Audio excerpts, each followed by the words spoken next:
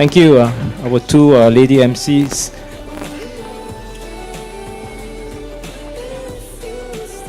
Well, good morning. How are you all feeling today? It doesn't sound so great. How are you all feeling today? Oh, wonderful, fantastic. On behalf of APU, I would like to welcome all of you to APU and more importantly to our much awaited for annual event, which is the Battle of Hackers. Now, can I just have a show of hands who are from outside university? You are not from AP, you are from another universities. We want to welcome you. Can you just put up your hands? We want to welcome you. Welcome. Come on, give yourself an applause. Thank you for coming to AP early in the morning. Yeah.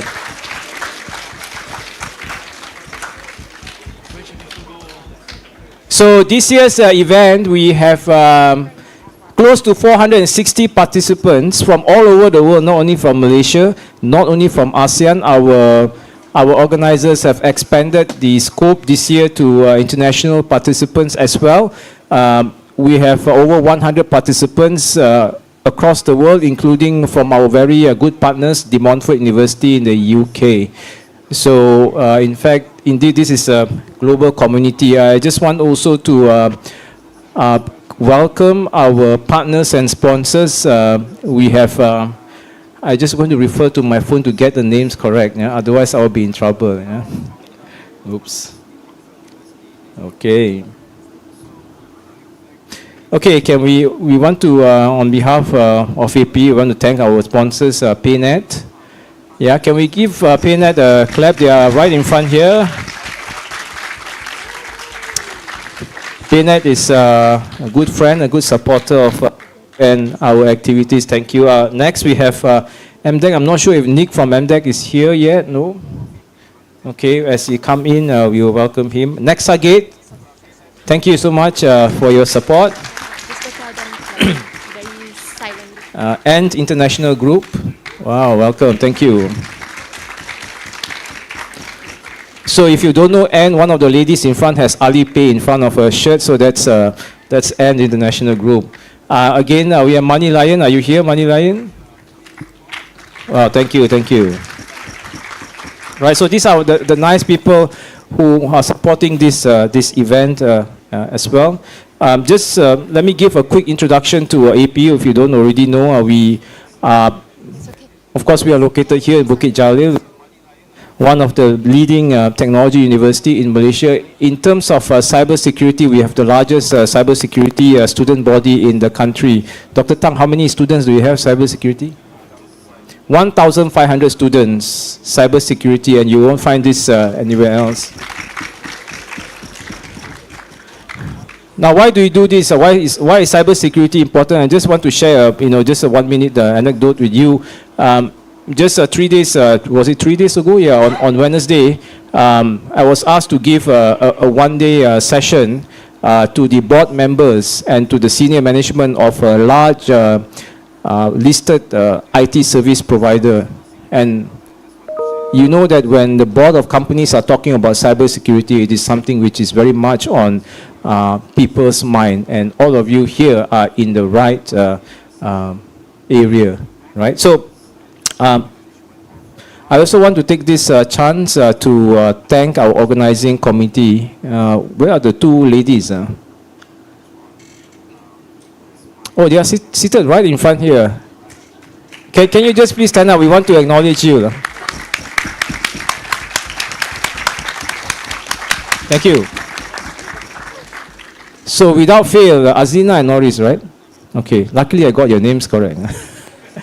So Azlina and Puan Azlina and Puan Norris, every year without fail, they will put up this program for all of us. So thank you so much. Of course, Dr. Tang is the head of school, and we have I just saw Mr. Pardip because this flag pinged me. So Mr. Pardip is our Chief Operating Officer. He is the one who has made all this possible using facilities, food, and so on. So thank you. Okay, I'm not going to talk so much more because I think you are excited to kickstart the program for today, and it's so wonderful to see the hall filled today. So once again, welcome to the Battle of Hackers. We started with local, last year ASEAN, to this year international. And I wish you all the best. Yeah.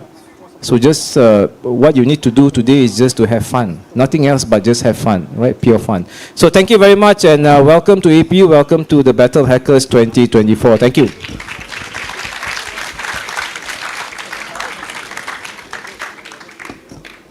Thank you, Professor Ho.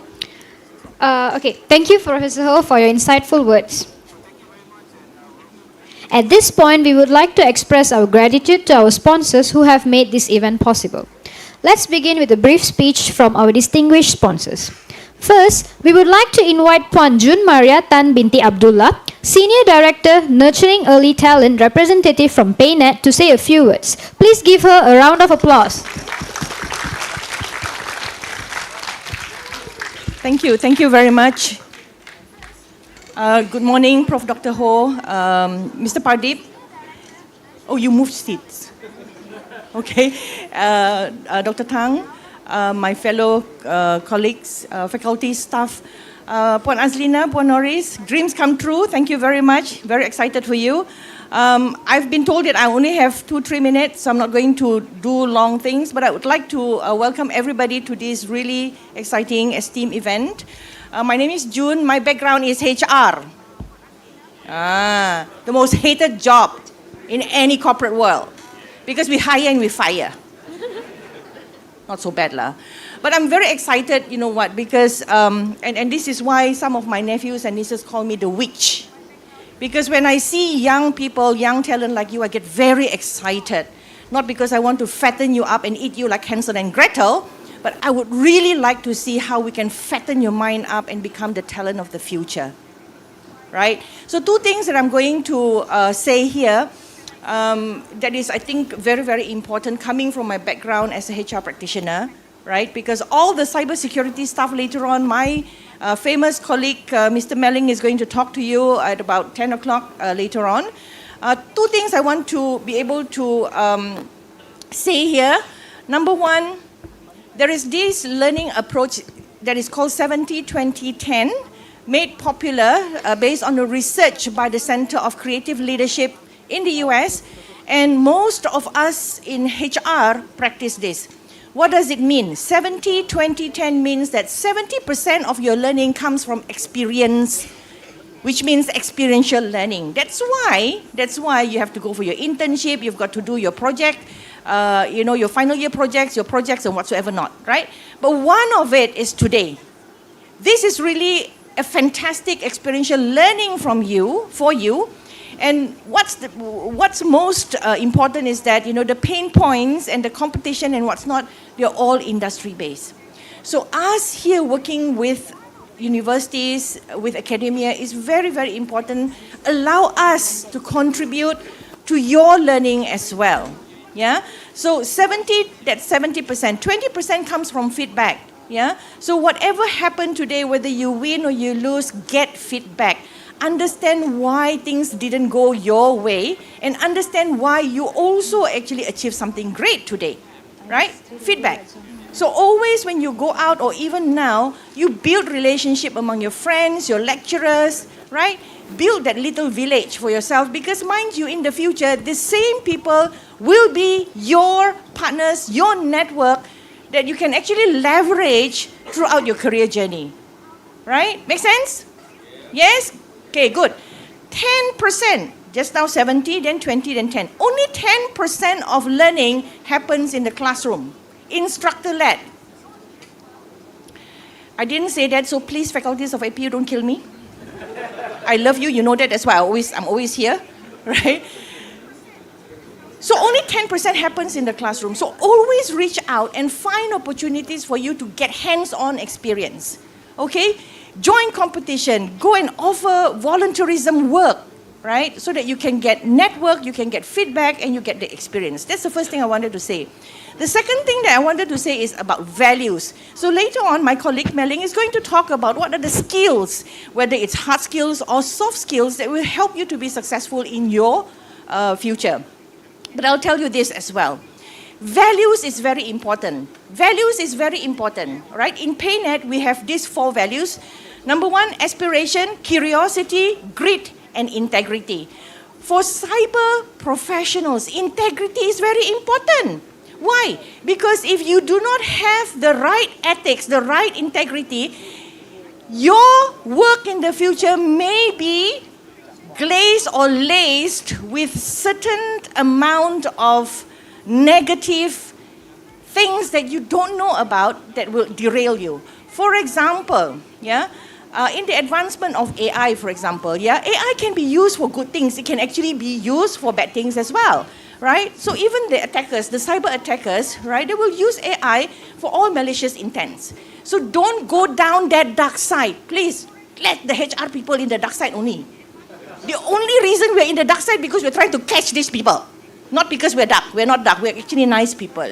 Okay?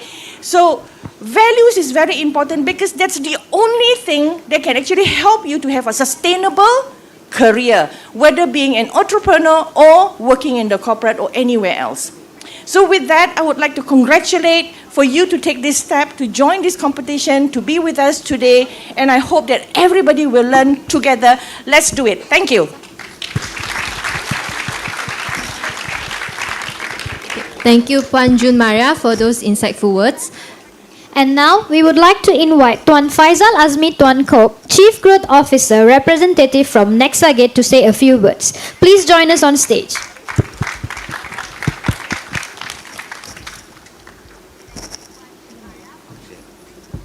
Thank you. Hi. Assalamualaikum. Good morning. Really early morning on a Saturday. So, my name is Faisal. I'm from Nexagate. I'm the Chief Growth Officer. So, as a Chief Growth Officer, I look into talents. And of course, at Nexagate, one of the key things that we look for is if a talent has a vision of their own career. And obviously, Nexagate also has our own vision, which is to ensure everyone's safety in cyberspace. Right? So, it's, let me see, because day by day we believe that it is so true. This is what brings us to wake up every day, to go to work, and to sustain and keep on growing as ourselves. And that's why today's event is so important. Because it is truly a privilege to be here, standing in front of you in this event, International Battle of Hackers. Let's give a hand to the organizers, right? And today, I truly believe that we are taking a step towards a safer digital world. Why? Because it's not so much about the skills that we get during this thing. It is also about building the sense of community. And it's bigger than just Malaysia now. It's international. I see like Kazakhstan is also here, like Brunei closer. That's, growing bigger and bigger community. And that's very, very important because now cyber threats are really, really becoming international as well. Right? So we got to build a community so that we can strengthen our knowledge and stand together. And so whether you're a seasoned competitor, some of you have joined a lot of CTFs, or you're just starting, I really wish you all the best. And please do remember to have fun. Right? So all the best. Thank you so much. See you around. Thanks. Thank you to Tuan Faisal for those insightful words.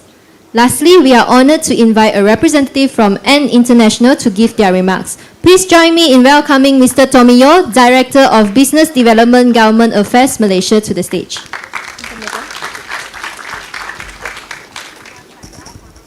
Good morning, everyone. Actually, this is very impressive that I can see the crowd here. And thanks for having us here. And thanks, hi, Professor Ho and Professor Tang and Mr. Pradip and our strategic partnership with PayNet and things. So actually, it is our honor here to stand here to be one of the sponsors for this event. So for N International, actually, within this year, we are expanding massively in Malaysia.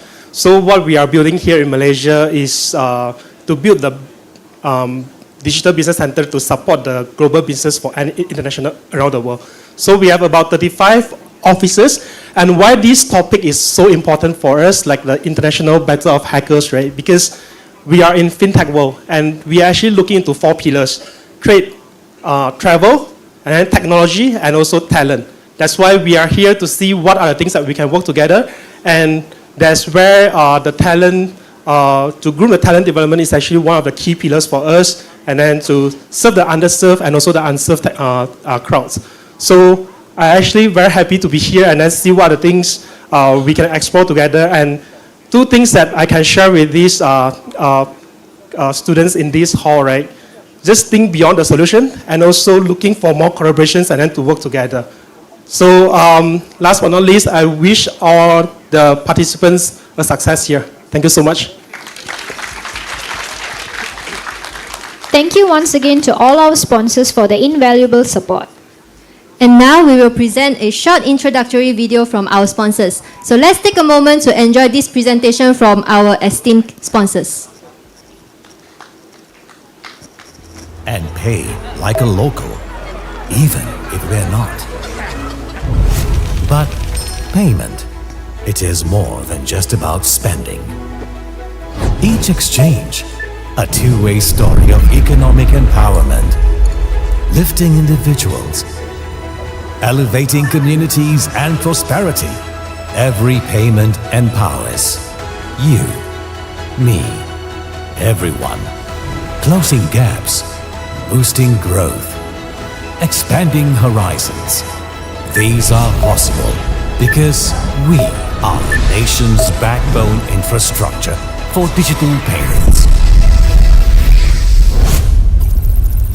PayNet.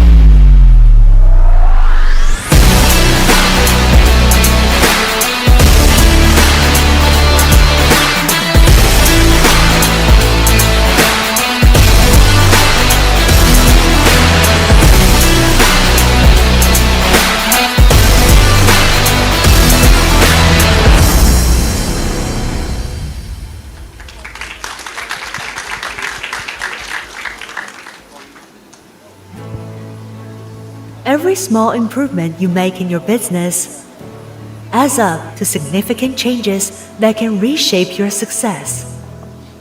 At Alipay Plus, that's how we make global payments easier than ever. Alipay Plus is a suite of cross-border digital payment and marketing solutions.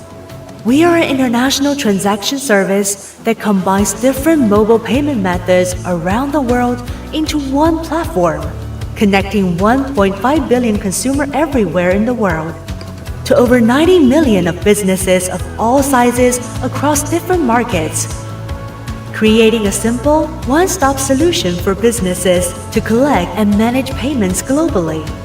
At Alipay Plus, we make payments easier and safer for the world, making it incredibly easy for your businesses to grow. Alipay Plus, making global payments easy.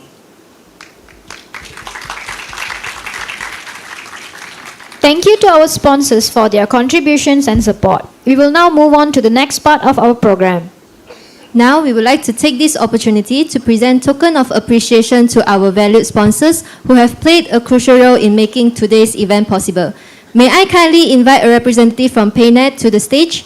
Also, I would like to invite Dr. Tang Ka-Fei, Senior Head of School from outside, to join me on stage to present the token of appreciation.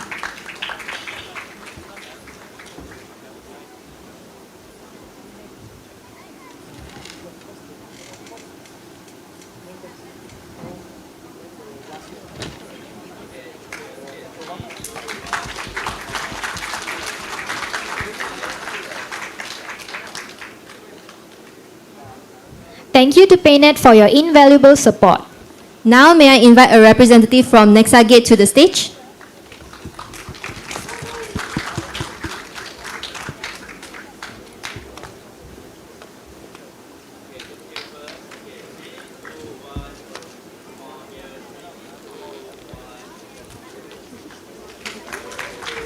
Once again, thank you to Nexagate for your generous contribution. Moving on, may I invite the representative from N International to join us on stage?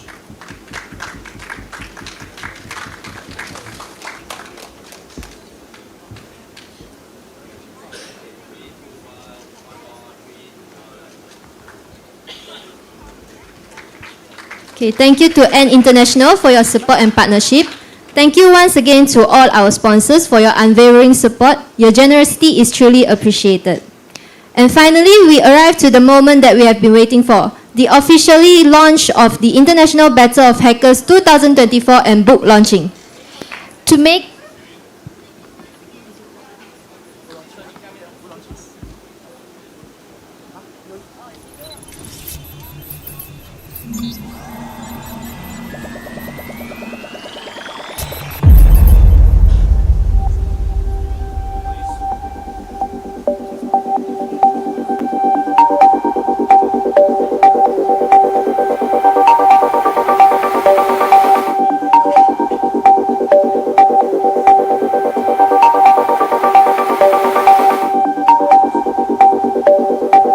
Are you ready?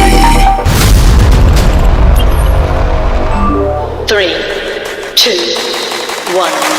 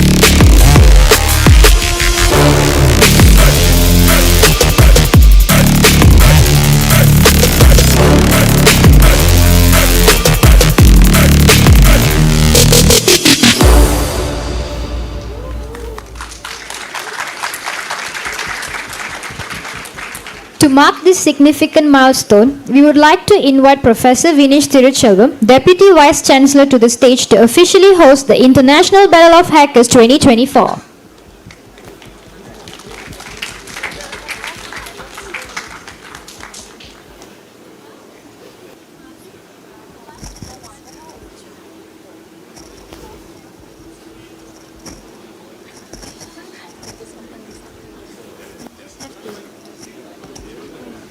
Do you want me to invite her? We would like to invite Ms. Azlina and Ms. Norris up here on stage.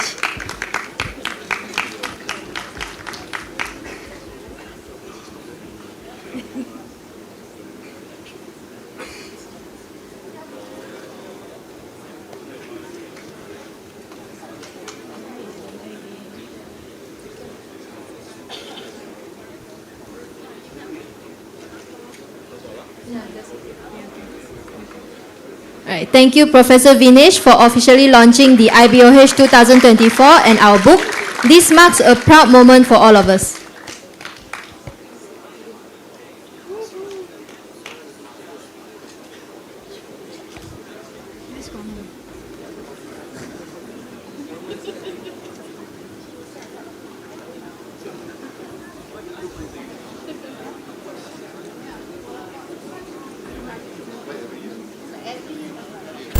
Armored car robberies in Metro Chicago. At this Garda World facility. An armored truck in country. Say they're looking for a man who robbed the bank. Armored vehicles.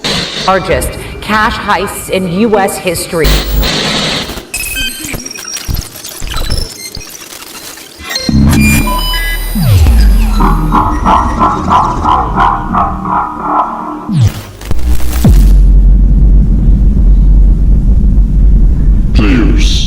I would like to welcome you all to the Forensic Game 2024.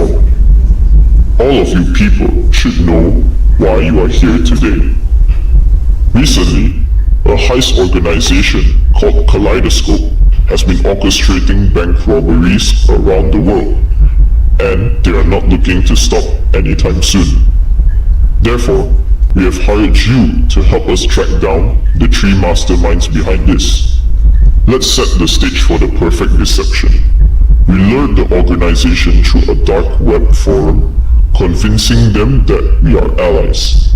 A trap was set at one of their targeted banks, and we're poised to track down every move they make, hoping it will eventually lead them to expose their true identities.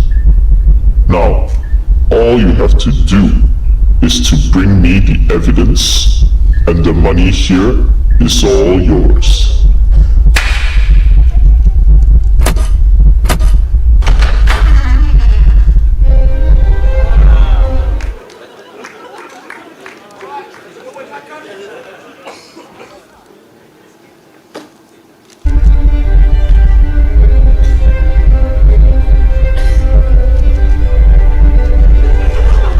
Gathering the evidence may not be as easy as it seems. Therefore, we have invited the professionals to organize a workshop and help you to be more prepared for the tribulations coming ahead. All you have to do is to stay at your current location after this, and the professionals will come and guide you. Players, I'm looking forward to your contribution. You are our only hope left. Track them down and bring them to me. I believe you can do it. Good luck and happy hunting.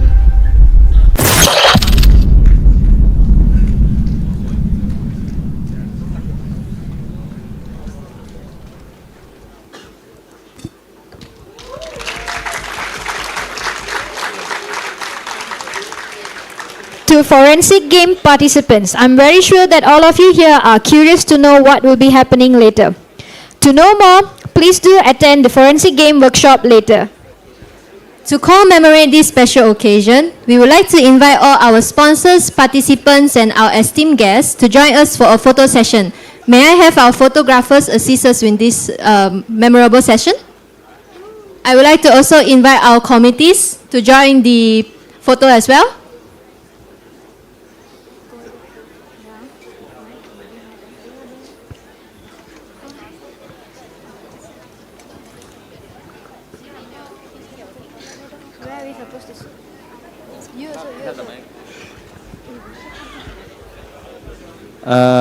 Okay, can we have everyone everyone stand up? Everyone stand up, and then everyone on the left and right, just squeeze in, I want you to fill up the stairs, okay? So we're gonna have one big photo full of everyone inside the center, okay?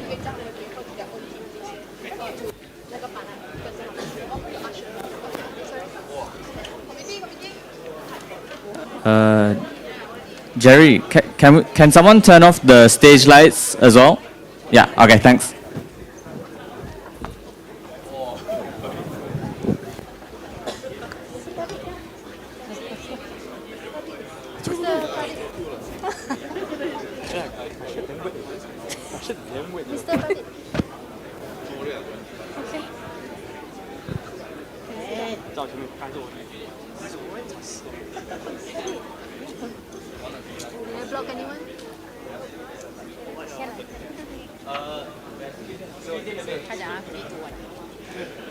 Everyone, 你帮我拍这个，你帮我拍这个，他们拍那个，你拍从这边扫到最这边。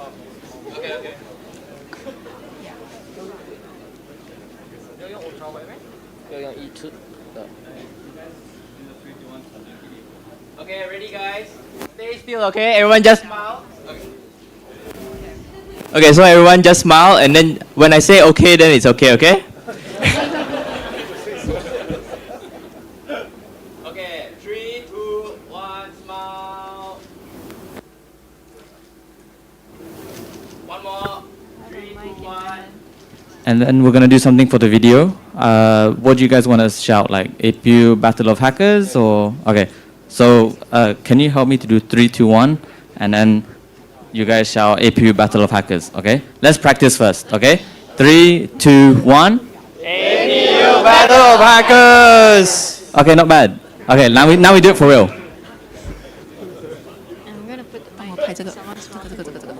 Hello. Okay, ready? 3, 2, 1. APU Battle of Hackers.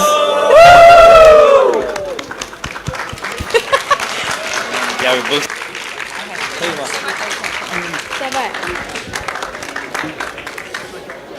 Thank you.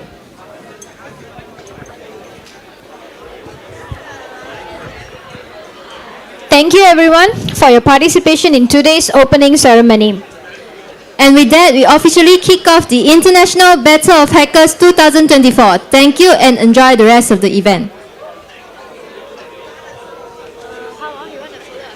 I tell her. Wait, As for IBOH participants, kindly proceed to your respective classes that has been located to you this morning by following our crews accordingly to your respective classes.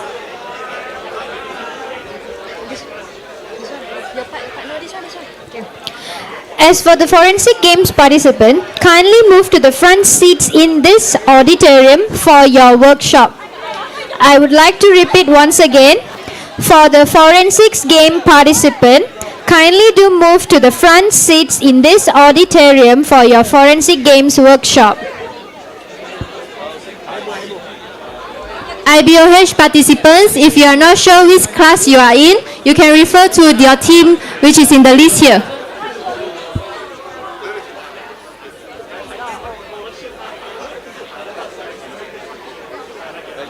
Thank you.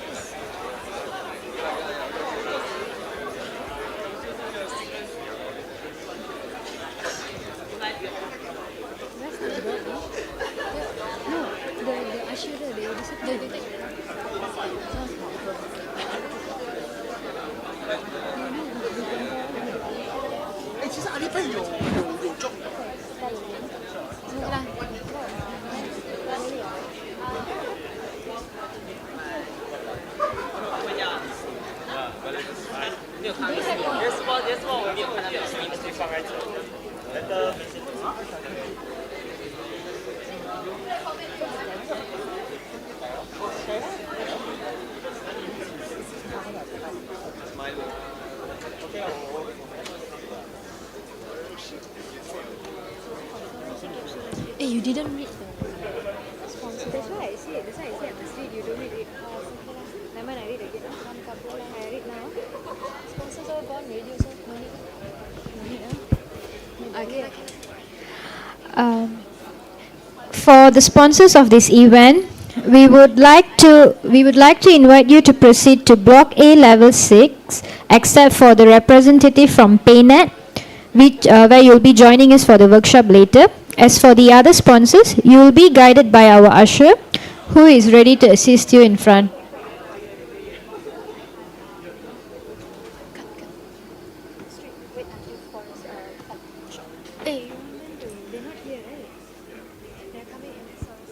You guys are forensic game participants, right? Yeah, can you move forward to the front? Yeah, please move forward. For forensic game participants, could you guys move forward to the front seats?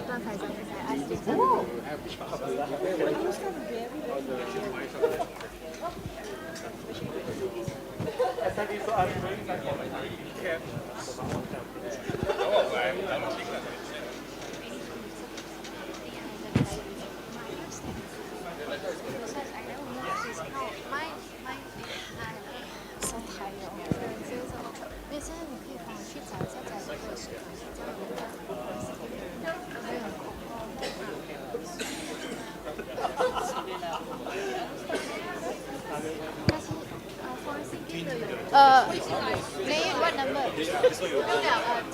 Oh, okay.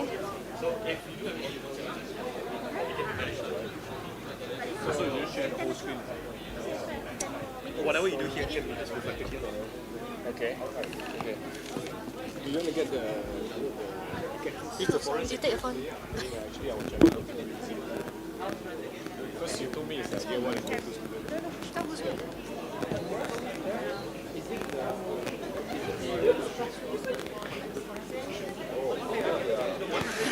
I think you should, because you don't actually listen until the end of the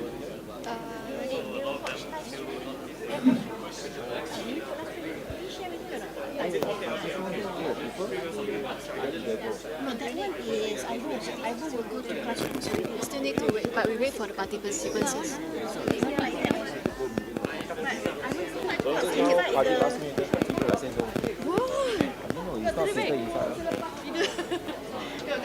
I think all this should have announced before people start to move.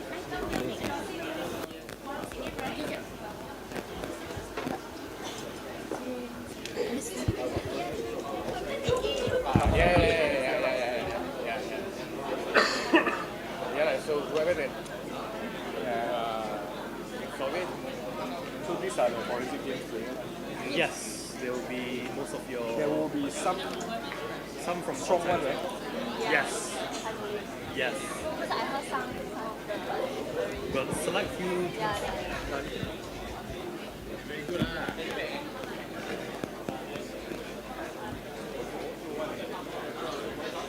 Miss, some MDEC one. Oh, MDEC okay, didn't come.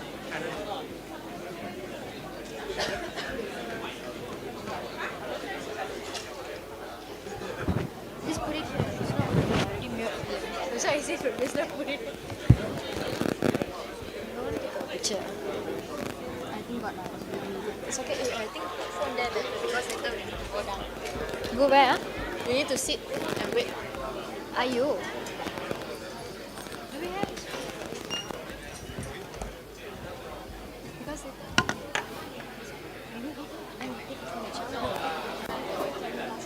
we just go and see what we can do, like rest a bit outside or not. Rest outside.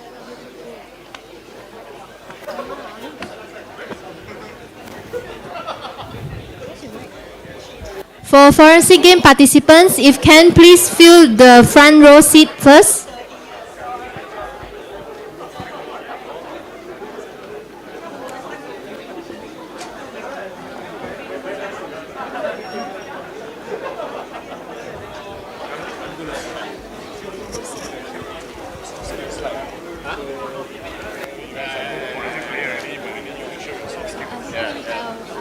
Introduce you first before the... Okay, there are 4 speakers. Oh, 4 Myself, speakers. Alright. Myself, and Chris. And Chris. Okay. Could I have the... Because we need to introduce the speaker. So, Okay.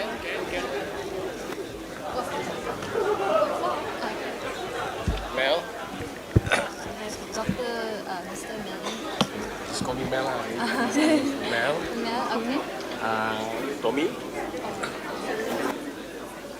Chris. N. A-N-N.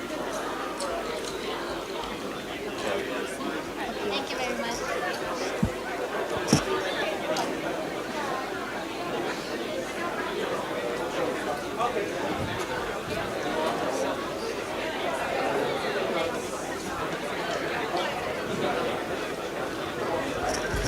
Don't worry, Mr. Milling. It will be full. Don't worry, it will be full. Because just now, we don't have enough.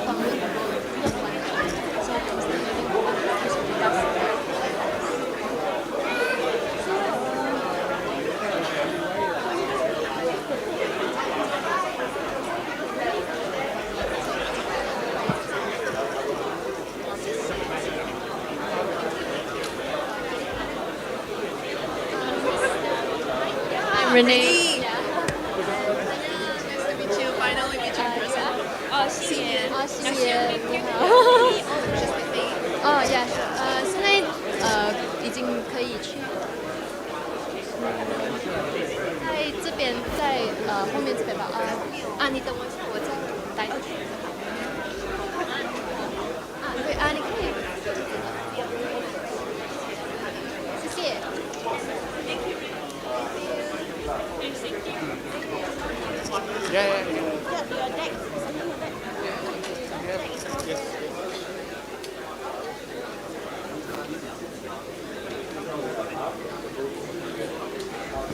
Good days.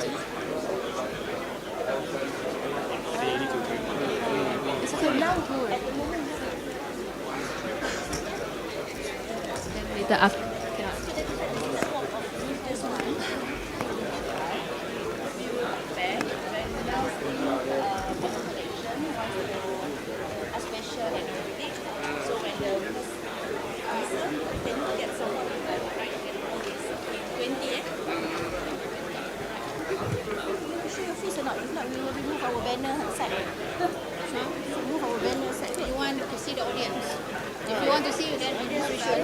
I'll be.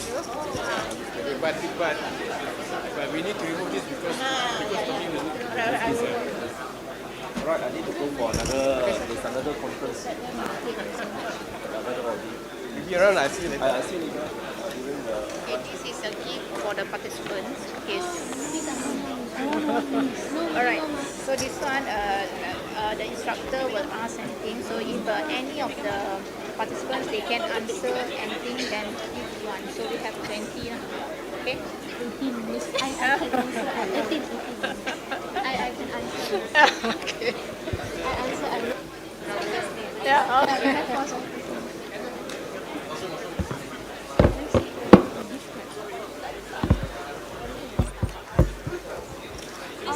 Your bag is here.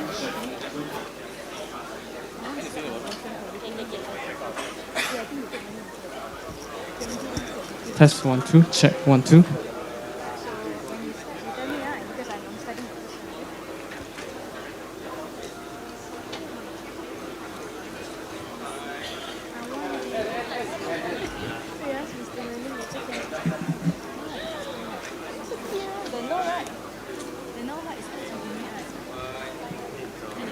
I can tell.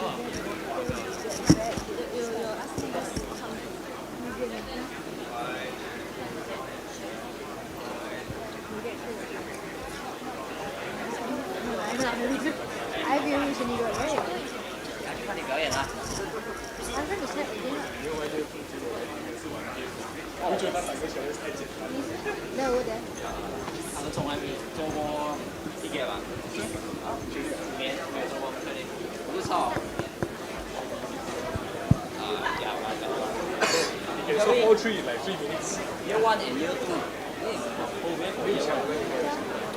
抢我觉得在，听佢在啊。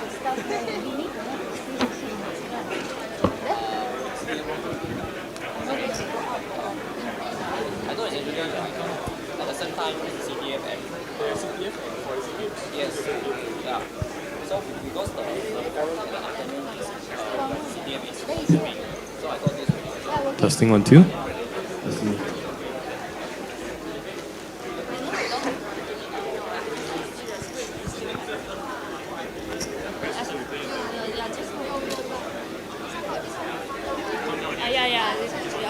So we'll change it to come out.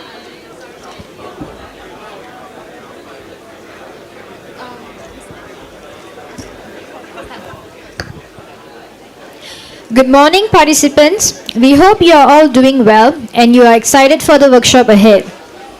We are honored to welcome Mr. Meling Mudin, Chef Information Security Officer at PayNet, who will be delivering an insightful workshop on network analysis with Wireshark. Together with us, we have Mr. Tommy, Mr. Chris, and also Miss Anne as our speaker for today. Mr. Meling leads a team focusing on cyber risk management, data security, data privacy, governance, and compliance. And we are sure that their expertise will greatly benefit us all. Before PayNet, Mr. Meling had served in leadership roles at EY and KPMG, providing cybersecurity advisory services across various sectors. He has over 2 decades of experience and holds CISSP and CCSP certifications. Before we begin, here's a little hint for participants. You might want to pay close attention to today's workshop as the content contains some helpful clues that might help you in the forensic game. Plus, you could win some exclusive event merchandise too. So without further ado, let's give a warm welcome to Mr. Meling, Mr. Tommy, Mr. Chris, and Miss Anne.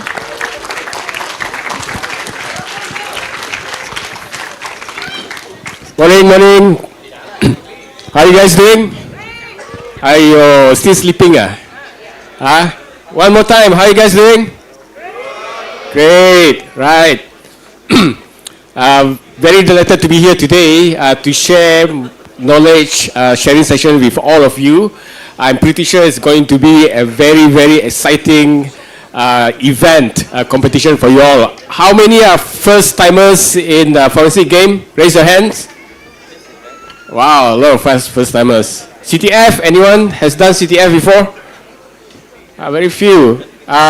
Year 1 student? All of you year 1, year 2? A mix, some of you don't want to say, some very shy. Non-APU students, students from other universities? All right, welcome. Give yourself a round of applause. Right. Okay, so yeah. Just a short introductions. I'm not going to talk for the next 1.5 hours because if I do, then I'm gonna, my throat's gonna kill me. What we are doing today, I have my team from the CISO office of PayNet, Tommy, Chris, and Anne, to walk you through the workshop. However, the workshop will not be interesting if there's no participation from all of you, right? So it's going to be an interactive workshop. You guys need to participate. You guys will need to answer questions. There'll be Q&A. The team here will ask you questions. You need to respond to it, right? For the network analysis, we're going to give you a couple of challenges. You guys need to solve it. You guys need to download the PCAP. So later on, you can open your laptop, download the PCAP, and then share. 1 or 2 teams will stand here and share how you solve the challenge. Okay? So that's how is this going to work out. It's not just Tommy showing you how to do it, but you guys then will present, you guys will share. Because, why? Because one of the skills that you need is not just understanding how to use Wireshark, but also knowing how to explain to your fellow students, your peers, your friends, how you solve it. Right? Okay? Do I have your participation? Yes? Louder? Yes. Great. Right, before we start, let's go to the next slide. I'm going to talk about, give some introduction about PayNet. Next slide. Okay. So, who here use Do It Now QR? Oh, all of you. Who here use e-wallet? Sorry, give me a moment. Right. Who here who powers all these payment services in Malaysia? PayNet. Great. I don't need to talk already. You all know. What are our products and services? I already mentioned one. Anyone? Other than Do It Now? My Debit. FPX. One gift for this young gentleman here. My Debit, FPX. I said My Debit. Oh, you said My Debit. Okay. Tak apa, nanti kita bagi hadiah ya. Ada hadiah. Siapa yang dapat jawapan, bagi jawapan betul, akan ada hadiah.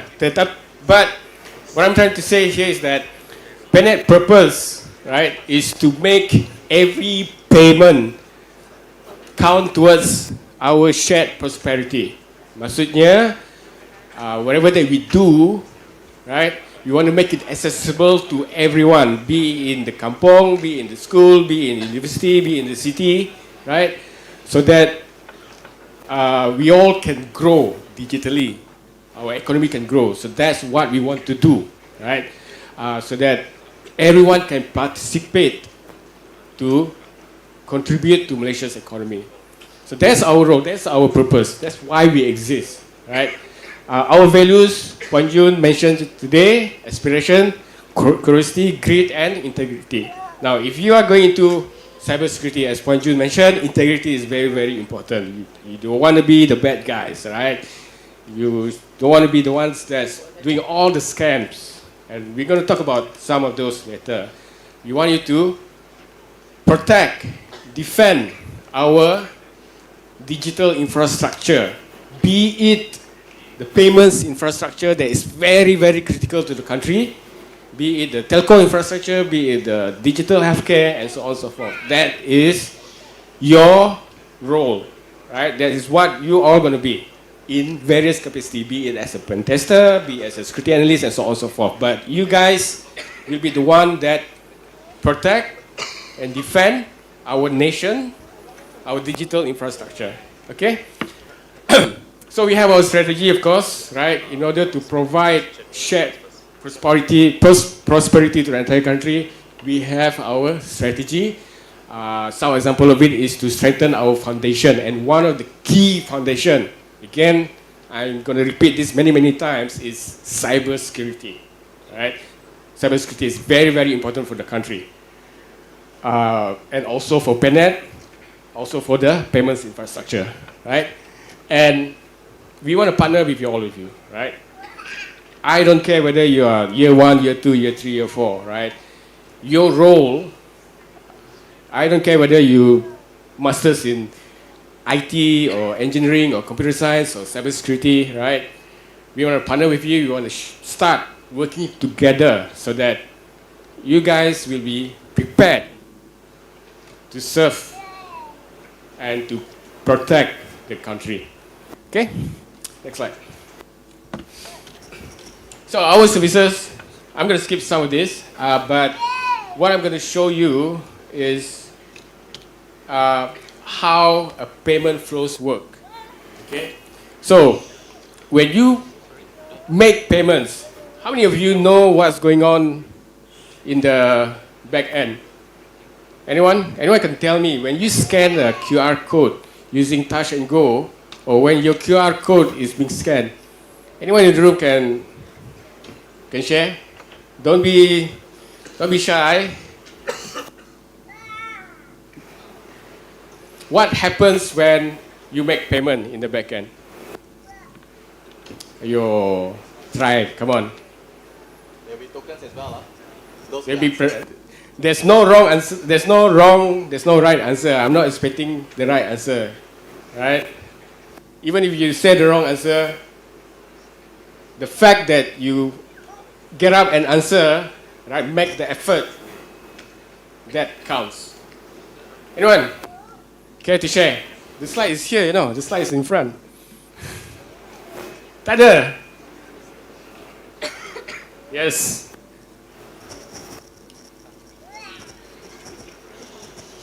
Explain to the rest of the class. We verify the recipient detail. Exactly. Before you make payment, right, the app will verify the recipient detail, right? Nanti kalau you tak verify, the account number salah or the phone number salah, it goes to another person, or it could be a scammer. Give him a clap.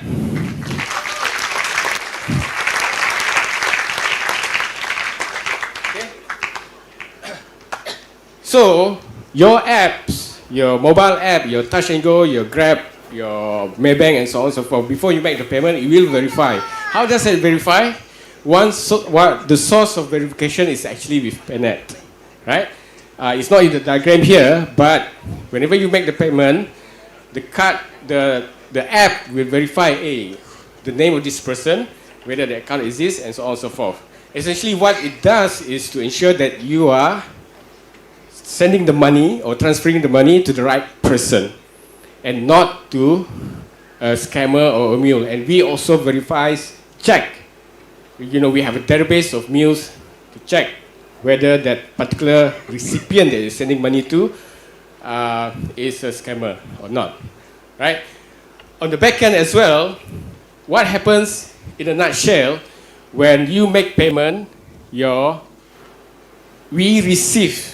PayNet will receive the payment messages, okay? The payment messages will go through us, and then we pass it on to the banks, the recipient banks, the recipient accounts. And the banks then, if you are the sender, your bank will debit your account, right?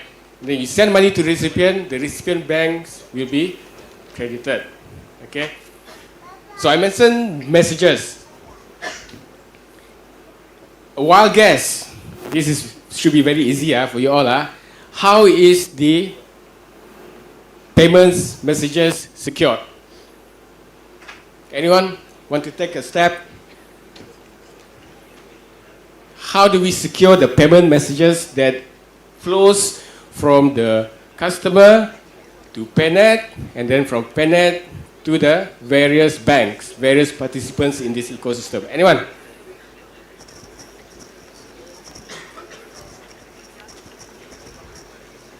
Should be encryption. Should be encryption. What kind of encryption? Maybe a hash functions or Maybe a hash function. What? yes. AES. What is AES? Care to explain? Could not remember. Ayo, AES, Advanced Encryption Standard. What? Which version? 128, 256. 256. 256. Well done. Well done.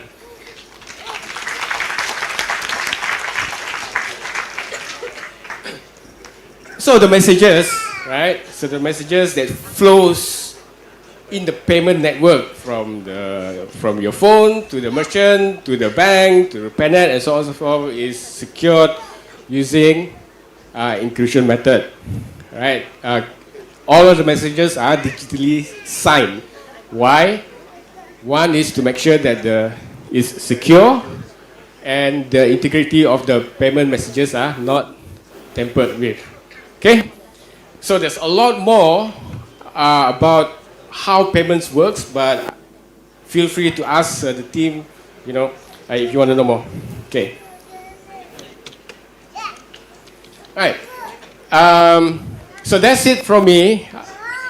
I will come back later together with Tommy and to walk you through the workshop, but I'm going to pass it on to Chris for the next session. Thank you, Mel.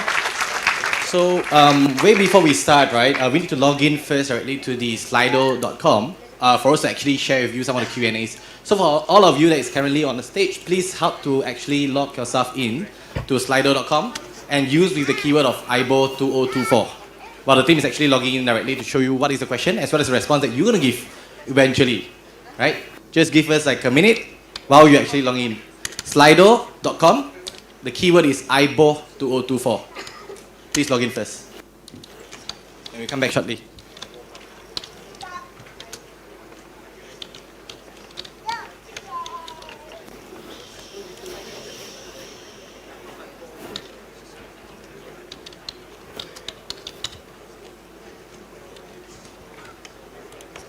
Okay, so while they are logging in, right, I would like to understand a bit from all of you here with the crowd. How many of you actually are currently in year 2? Can you show me number of hands?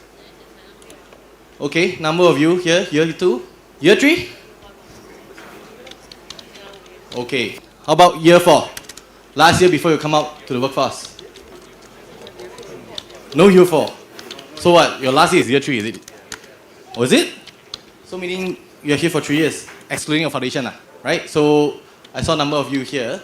So make sure that later on we're going to ask questions. I'll point to those that basically raise your hand at year 3.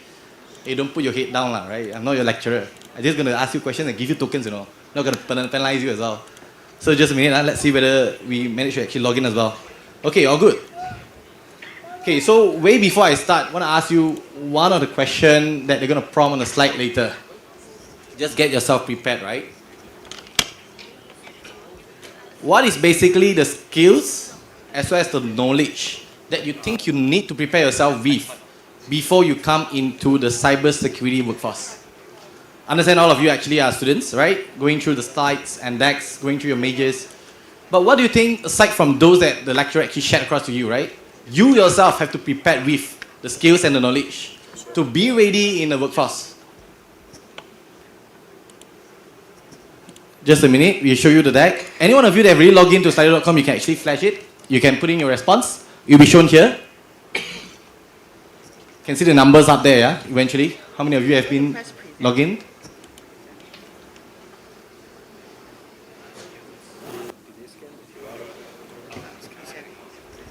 Okay, can see number of those. You can repeat the same response as well if you agree, right? You can type the same, and eventually the one that is with the most input will actually be the biggest ball. And I'm going to start asking questions. Okay, can see a number of those. Yeet. Oops. Okay. Networking, communication. I can see communication skills, networking. Okay, so all of you are basically on track. You basically show two things here, right? Number one, with the communication here, give some time. 97 of you, 99. I would assume critical thinking, problem solving, and networking is the highest, right? Okay, why is networking important? What kind of networking first? Yeah. So when we talk about networking here, do you refer to IT networking or the networking of socialization with the community? Both. So I go with the technical track here first, right? Assuming that all of you are actually the technical tracks users. Why then eventually the networking in technical is important? Any one of you can show me a hand. With a response, I give you a token. Free vouchers. Starbucks. Anyone? Okay. I'll come to you, yeah? Yeah, because I think all of the devices are interconnected in this era, in this model era. Exactly, you are right? So when we talk about IT and cyber, why? Right? First of all, without internet, we can't connect to each other, we can't communicate with each other. But something that is out, which is the second point as well that you need to be aware of, networking is the base. You need to understand TCP/IP in order for you to actually be ready in a career field as well. Right? Without that, you don't even know what is a track basically eventually. I want to ask whoever put there to get rich to explain. Who wrote that? Raise your hand. Raise your hand. To get rich. Now you don't want to show up, huh? Okay. Or probably those that's actually streaming through, right? Those are the inputs. I was assuming all of you are there, right? Just to make sure that it's none of you here. Okay.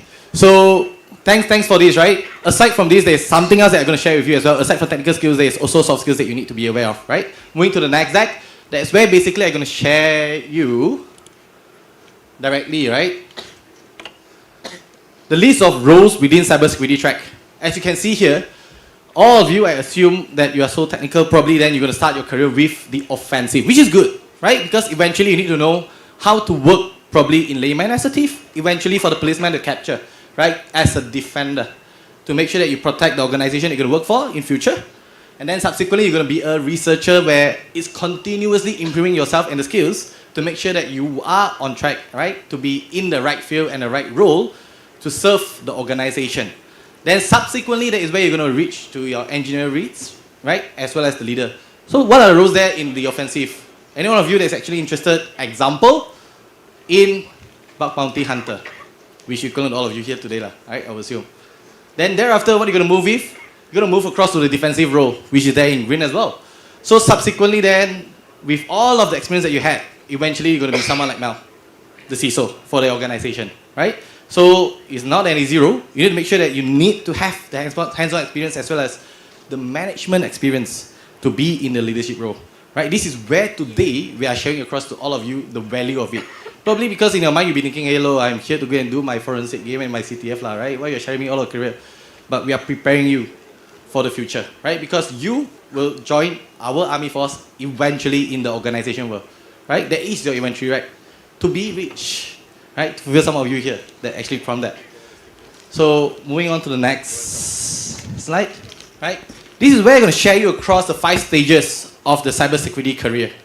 Okay, you're going to start going through our workforce, joining the entry level, right? What is there within the entry level roles? As you can see, most of you probably going to be interested across as a either malware analyst or the pen tester. Subsequently, you're going to move to executive role, senior management, and eventually a leadership role. So I'm going to give you an example of how you eventually going to move on with your career track, right? There's basically two roles here that we're looking at. One is basically the specialist role, which is currently the track that I'm showing across.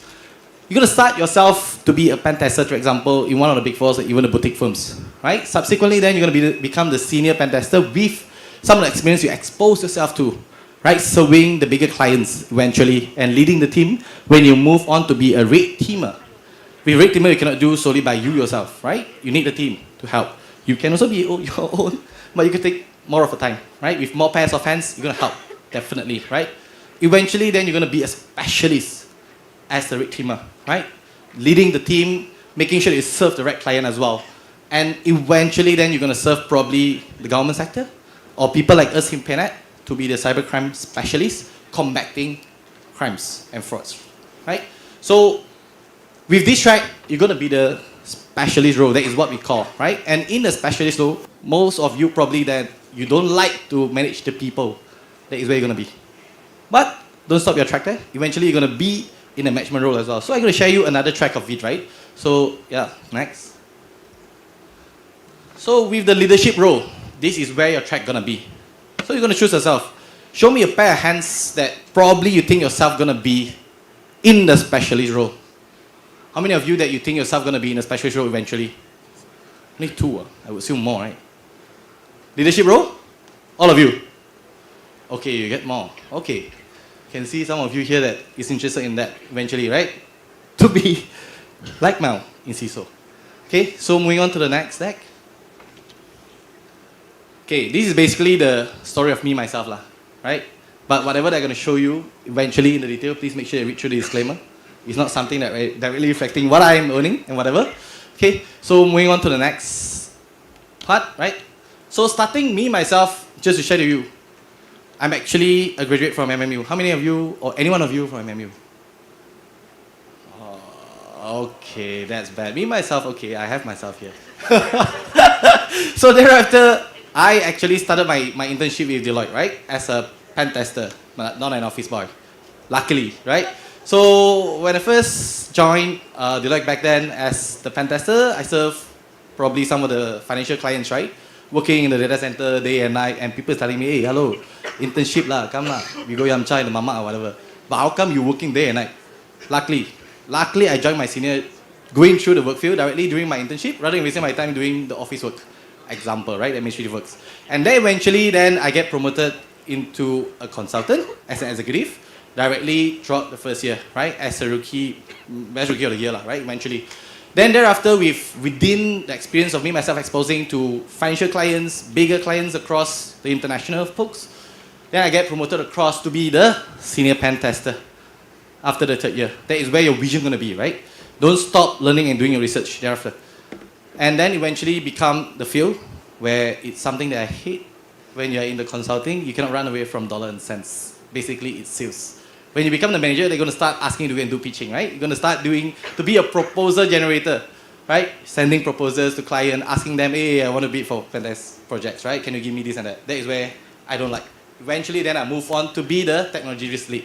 With the experience, then moving from first line to a bit of the 1.5. Okay, if you guys are not familiar with, then it's the first line, second line, and third line. What does it mean? First line is more of you yourself implementing a lot of solutions and controls, right? Security controls, security solutioning, example like CrowdStrike EDR or whatever. When you move on to the second line, that is where you're going to give the assurance to the management that the first line is implementing the solution right. When you go into third line, that is where then you become the policeman in the organization to make sure that whatever they implement is effective, which we call the auditors. So looking at this track, right, that is where you're going to see from the base of the main foundation, right? Some of you might be thinking, hey, I can directly jump to CISO office directly with my start of the career. But what you're going to face eventually as a challenge? Hands up. Anyone can show me any challenge if you, without the experience of the first line, and you go directly to the second line, joining us in the risk department. I can probably give you some of the hint, right? Since all of you are actually still in the college and unis. It's, number one, you face a lot of challenges when you're going to give recommendation to the first line. Because You're going to give them a lot of best practices based on, example, ISO 27001. But without you having experience on the first line, you don't even know that, example, the best practices somehow need to be customized for the specific organization. Right? And you slowly ask the first line to go and do following the best practices by the book, they're going to screw you. They're going to tell you, hello, you think it's that great? So easy? Please come implement. So my recommendation, please go through the similar steps if possible. Right? For you to have the hands-on experience before you move on to second line and the third line. That is what I'm going to share across. Right? Then eventually with the years experience, this is basically the salary that I'm illustrating.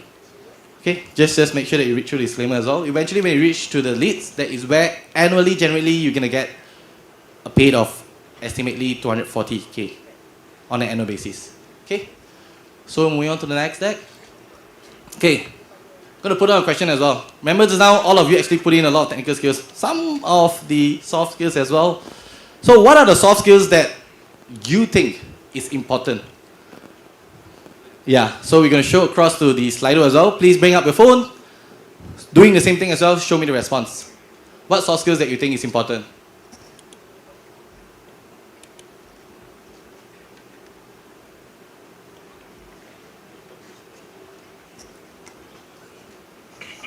Sales. Welcome to the consulting world.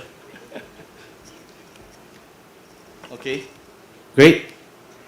You have the communication here. So let's see. Critical thinking. Okay, communication skills. Oh, some of you saw my deck, is it? You saw the exact outcome that I'm projecting. Means you're on track. No worries, it's good, it's good. Okay, what else? What, do we have networking here? See, who put that networking email? Who put that? Raise a hand. A token, thank you. That is exactly what I meant just now, asking you the question, if you can recall, what do you mean by networking back then when I asked the first question? Because there's a different part of networking that is really crucial in the career market, when you're actually there in the organization. Because a lot of them actually miss out. They keep on focusing, addressing their KPIs, achieving their KPIs for the organization, but they forgot one thing. Without socialization, as the networking here that we're referring to, no one knows about you. Right? Without the recognition, you can't even hire a team. You can't even have people joining you in the team, in the force. Right? Working together as a team. Yes, Manju. Yeah, never mind. I'll pass. Personally. Thank you, sir. Your name? Haris from Kuak. Yeah, Kuak. Okay. Thank you, Haris from Kuak. Exact question. Good response. Okay. Aside from that, then it's exactly the same, right? We see communication there in the first part where I mentioned skills and knowledge. Here as well as soft skills. Exactly, you're right, right? Communication across its, I'll put this way, yeah, is very important across in the working force as well as your daily life, right? How are you going to communicate across with the stakeholders? How are you going to communicate across with the boss? At home, how are you going to communicate with your wife? Your girlfriend, I put it this way, right? And your mom. Huh? Girlfriend and boyfriend, both. So make sure that all of these, they are here listed, right? So I see any other glaring keywords. Huh? Raising. I saw something as well. What is scamming and raising here? Huh? Who said that? No tokens for that. I'm going to ask you to come on stage and explain. What is scamming? Reese, rest as well, smart yapping, raising. Okay, so yeah, critical thinking, second part lah, right?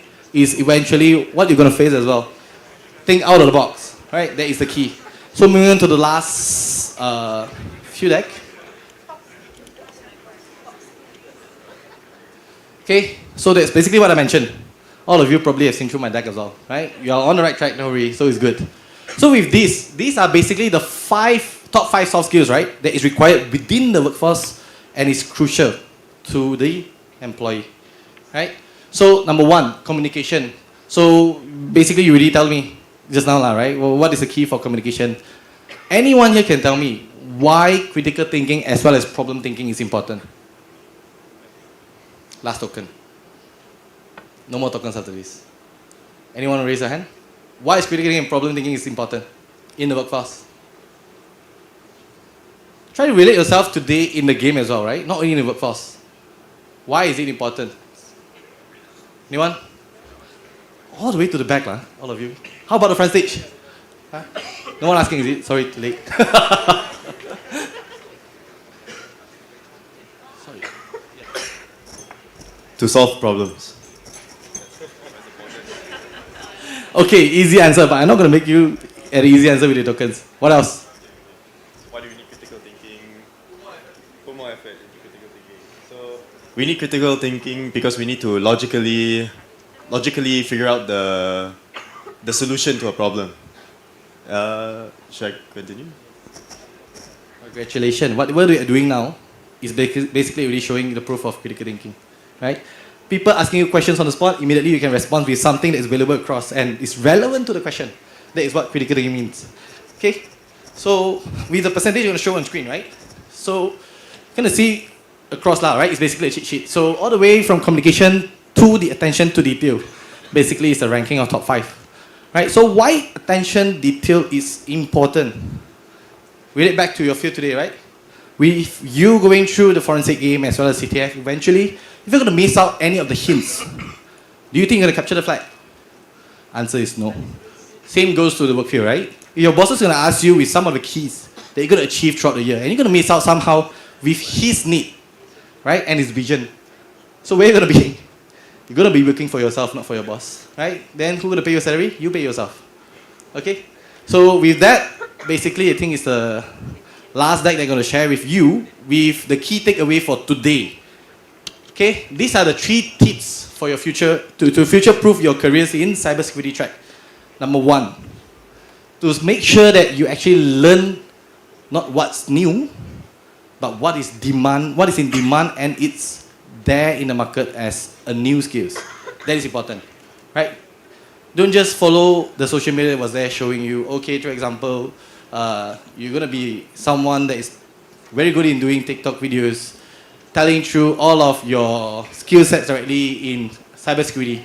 But probably you can actually showcase across in the community, right? Because TikTok social media is not meant example for cybersecurity folks, right? We have our own forums, we have our own community to share across the right person, the right team, right? People that are there in TikTok probably not interested in whatever they are sharing as well. They don't even understand what you're sharing, for example. Okay, to make sure that you learn on that. Secondly, is what I mentioned, networking together with people like Mel, people in the community, IC Square, Isaka, Sparspec, right? So all of you that are there already joining us in that specific community example, Sparspec, that is fine. Congratulations, at least you joined the force earlier, you know what's going on within the field, and then you get to know all of us in the workforce to somehow do your networking, to get yourself prepared for the next career track. Okay, lastly, keep yourself updated so that you are confident, right? To be in the field as early as possible. Okay, generally these are the 3 takeaways. Hopefully you actually get through all of the needs, and yeah, see you soon joining us in the army.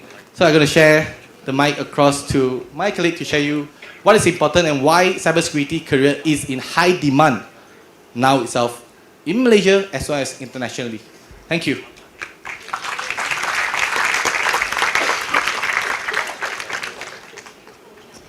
Thanks, Chris. Okay, right. So I'll be sharing with you the growing demands of cybersecurity in Malaysia. But first of all, can I get to know why do you choose cybersecurity as your course? Anyone? Yes, but there's... Because your parents ask you to, or you follow your friend? Anyone? I mean, when you do on tap or whatever, just go back to Teams and share.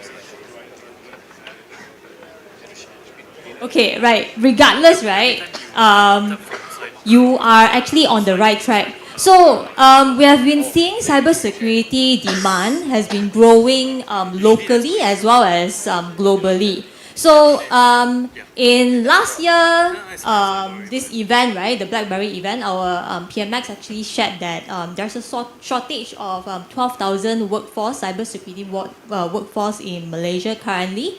And in 2025, which is next year, we are aiming to have around 27,000 cybersecurity workforce or talents in Malaysia market, Why? Because it's today we're already seeing a lot of cyber attacks, cyber incident happening, whether it's Malaysia or it's happening globally. So a lot of ransomware attack, malware, data breach. So this is something that we can hear every single day, right? So this is not just happening in Malaysia, but it's happening globally, right? Okay, so there's a study from Gartner saying what will happen without cybersecurity knowledge if we lack of cybersecurity knowledge in the market today, right? It will actually impact the posture, the cybersecurity posture of the industry, right? Which it will lead to a significant number of cyber incidents, right? So ransomware, data breaches, all of the incidents that we have heard today. So in return, right, what our government is actually doing for the past 2 days, so the digital minister has already announced that they are going to start a cybersecurity academy in Q2 next year. So of course, a lot more details will be shared later on. But what we have known today is that this cybersecurity academy actually aim to provide a TVET courses targeted to civil servants, the industry people, and also academia, right? So, and because of the incident that is growing in Malaysia and globally, so these courses will essentially focus on incident response, forensic cryptography, and also the governance part as well as security assessment. So security assessment, like what Chris mentioned earlier, right? So he started off as a pen tester. So pen test is also a kind of security assessment where you can uncover some of the vulnerabilities that exist in your environment. And what are the other security assessment that we have? For example, risk assessment. So you want to find out what are the risks that could potentially impact your system, your environment, and so on, right? So this will be the focus for the academy itself. Okay, so so this slide is just to show you a study of carried out by ISC Square, right? So in 2023, we already seeing there's existingly around 960K of talent in the market today in Asia Pacific, and the gap is actually huge, right? So we are still looking for 2.6 million of the workforce to be filled up. All right, so this is showing you the critical demand in cybersecurity, right? So I hope you are also exciting about your career path, how you want to grow yourself, how you want to groom yourself into this workforce. All right? Okay, so in cybersecurity, so for those you are in final year already, so you might want to think, okay, where I want to go next, right? There are a lot of industry that you can choose of. First of all, it's the financial service, like the banks, the insurance company, or even PayNet, right? So we do offer cybersecurity position in PayNet, and of course, if you want to look for internship, right, we also offer internship program for those who are interested. Please feel free to let us know, right? So the most in demand one, of course, is financial service, but we also seeing a demand in other industry as well because there's a Cybersecurity Act that came into force recently, right? So all the NCII, the National Critical Information Infrastructure, is also looking for a talent in cybersecurity. So having that say, the government sector, of course, is important, right? And also we have the telco company with the emerging of 5G technology and etc., right? Also, we have like transportation, like Prasarana, right? So you have been seeing Prasarana break down a lot. So what's the root cause behind? Okay. We also have power utility and healthcare service. So these are all actually our country's NCII, which you couldn't bear having them down, because these are all critical services, right? Okay, so there's a question here. Okay, to prepare yourself into cybersecurity position, what will be the traits that you think your employer will be looking for?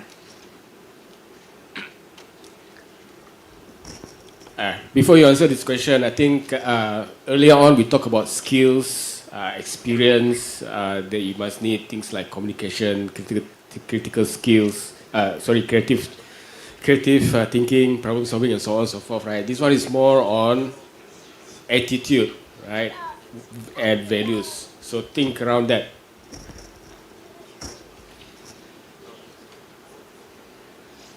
Okay, willingness to learn.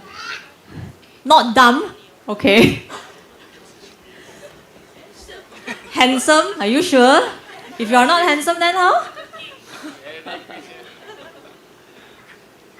CGPA 4.0, okay.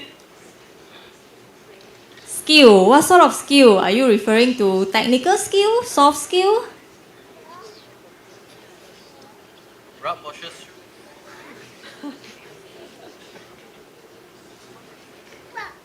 Okay, good attitude is correct. So like normally when we interview people, right, we are looking for someone that can show you some good attitude, like some good work ethics especially. So that's the important thing. Fast learner, correct. So as an employer, right, so sometimes we are quite busy with our daily job, and we don't have a lot of time sometimes to like groom our employee about that. So we expect you to be fast enough to learn whenever we explain to you. So that's one of the traits that employer will be looking on. Open-minded, yes, correct. So we want you to be open-minded, to think of all the options that are available out there, to think out of the box, right? So then you can come up with like another solution that other people cannot think of. So that's one of the good traits as well. Okay, right. So we actually have a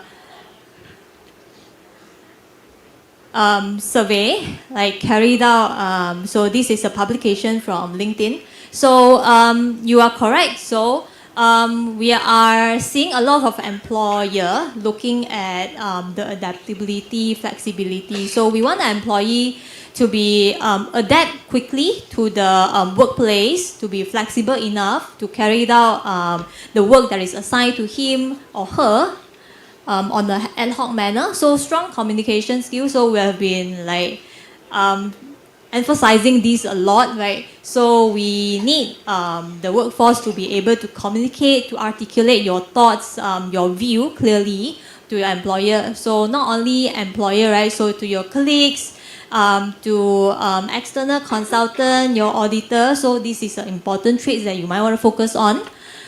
Problem solving. Right, so can anyone tell me why problem solving is important?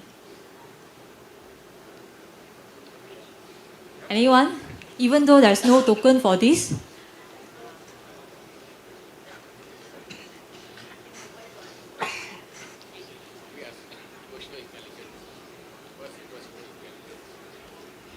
EQ.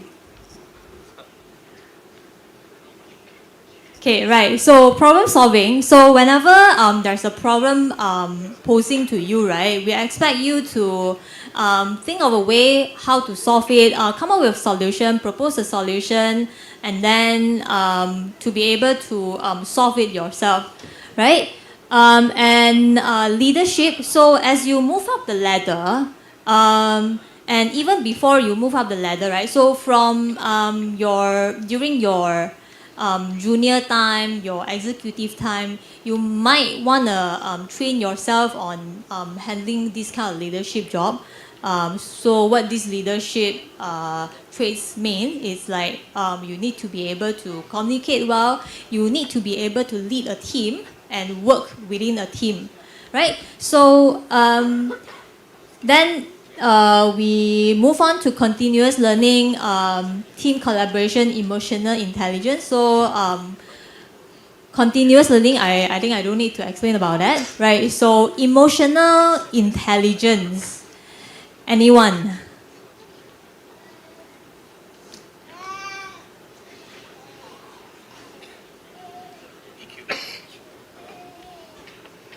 Anyone can explain what is emotional intelligence? Don't like that lah, no token. So the witch will talk now. Let me give you an example. This one, emotional intelligence, bombastic word, no? Bombastic word. I'll tell you all the layman term, right? Bombastic words of emotional intelligence, problem solving, huge connection. Even now, people like us, we don't, when we talk about coaching, right? We don't coach based on problem. We coach based on solution. So we have this thing called solution-focused mindset, right?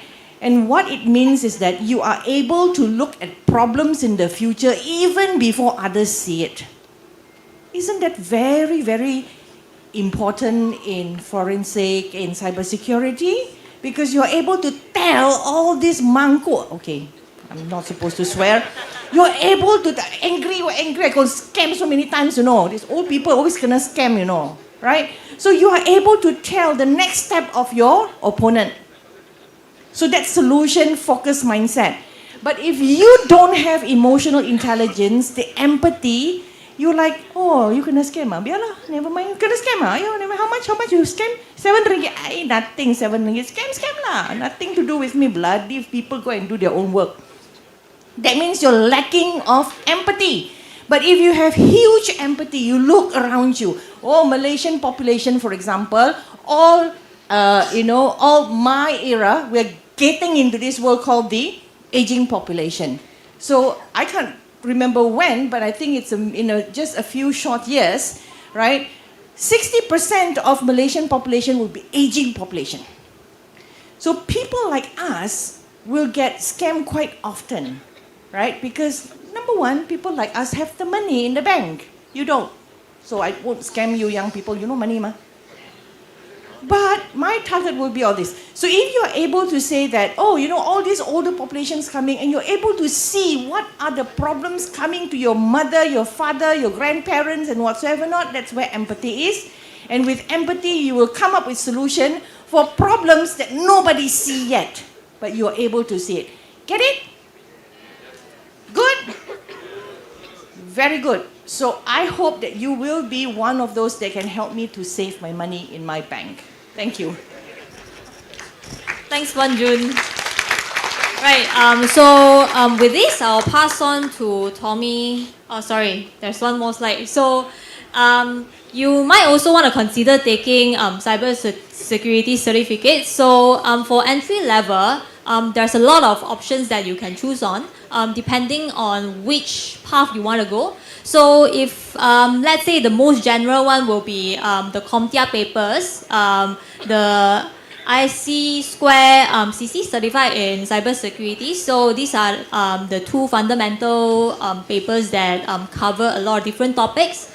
If let's say you want to go into the path of pen tester, red teaming, cyber crime specialist, so you can opt for the CH, or you feel CH is too simple, right? Opt for OSCP. Okay? So if you envision to be an auditor next time, you can look for CISA, ISO lead auditor. So we have also like a lot of cloud papers, right? So these are just the fundamental one, AWS, Microsoft Azure. So depending on like which one you want to familiarize with. And for SOC, of course, there's also a paper for this. For like blue team level 1 junior operation, if you want to join a SOC operator, and monitor for 24/7. So these are the fundamental entry-level certs that you can actually look for to prepare yourself for the working environment in the future. All right. So yeah, that's all for the cybersecurity career topics. So I'll pass it on to Mel for sharing with you real-world attack. Yeah, we're going to skip that real world. We do it later, right, towards the end, but we're going to go straight to the network and packet analysis with Tommy. So you need to participate. If you already have your laptop open, not yet open, then take out your laptop because you're going to do some simple hands-on exercises that you will do again later during the forensics game, right? There'll be a couple of easy challenges. You can work in a team or you can work individually, but if you're already in the team, then might as well work together in the team, yeah?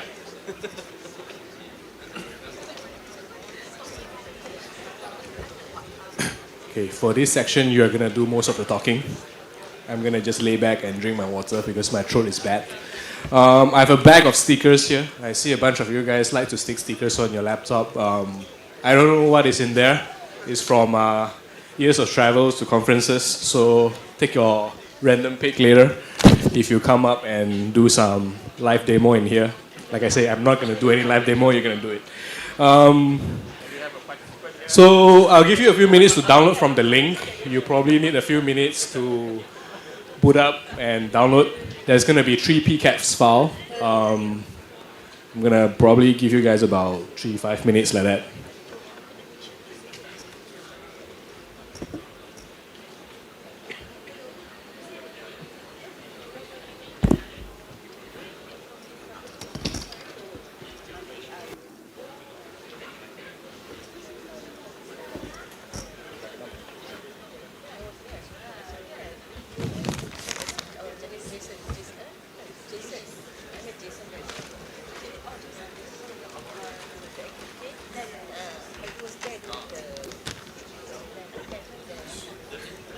Also for the more seasoned CTF or forensics player, you guys may find this a bit easier because I was informed that most of the tenants are year 1 and year 2 students and it's supposed to be beginner friendly. So yeah, for the season 1 you may get more stickers, maybe be the one that present. Anyone still need the link to the download? Okay, I'll wait for a few more.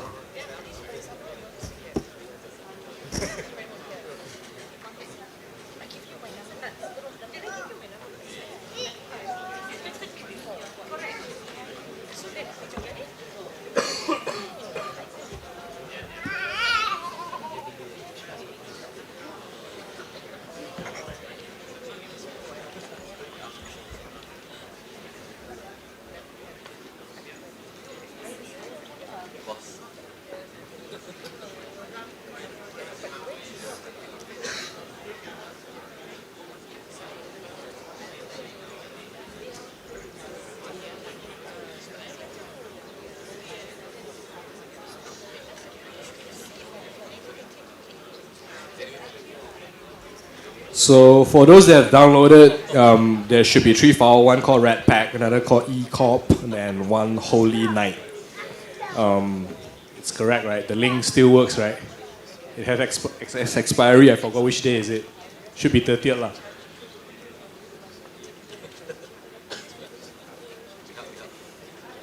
Alright, everyone got the file, right? If not, you'll get the link from the friend beside you. Well, I'm going to fill some time while you boot up your Wireshark, try to look around the file and everything.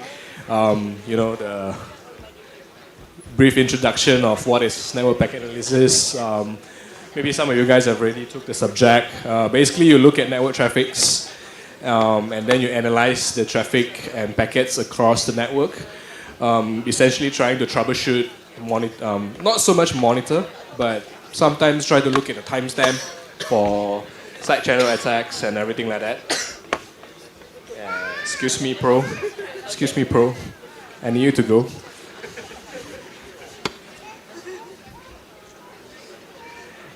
Yep. So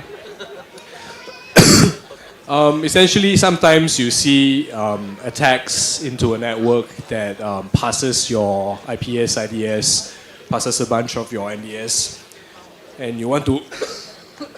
I told you my throat is bad. You want to understand how these new TTPs, or maybe why your defense is not working, and basically network packet analysis is the way to do it. You want to understand how the C2 communication is done, data administration is done, lateral movements is happening, and all this bunch of stuff, right? And some common tools are Wireshark, T-Shark, TCP dump, Network Miner. There's a more new school one called Zeek. Skipping around the slides here. There is, in the world of AI and MLM, maybe you can use this in your forensic challenge later, maybe you can try it now. These are the few GitHub open source stuff that I've personally played with. Packet Buddy, Packet Raptor, Local Packet Whisperer. Basically, these are all models where you kind of run locally and you get to chat with the PCAT file. Basically, you ask the PCAT file itself, what file, what malware, what kind of traffic is in there, what kind of subdomains are in there, etc., right? So, I'm not going to wait for this link. It's not essential for the challenges. Right, so for the first warm-up, we're going to do red pack. So open that up. Anyone already solved the whole challenge? Figure out what the traffic is already? If yes, you may straight away come out and do your demo already. Done? Sorry? You still need the link.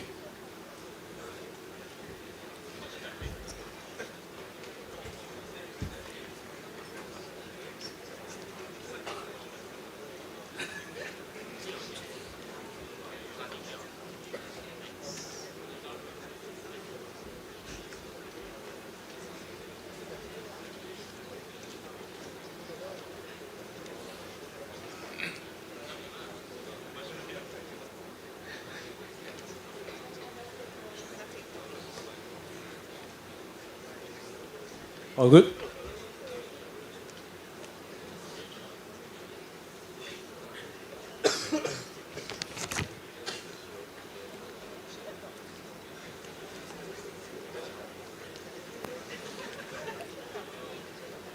Right, first one. We do red pack. Basically, there's three things that you can kind of find in there. Well, there's more things, but generally for the sake of presentation, we're going to do these three questions. What's the name of the executable in the malicious URL? What's the MyDDNS domain use for the post-infection traffic? And then what type of malware infection is this? So for the first two, you can solve via any packet analyzer you want. The third one, you may need some website help. Or if you are really good at reverse, you may do so, but it's going to take a lot more time, right? So, what about the other one, the number two you got already? Okay, maybe wait until somebody have all the three questions and then we invite him or her to the stage. Anyone got all three questions? Belum, eh? Not yet?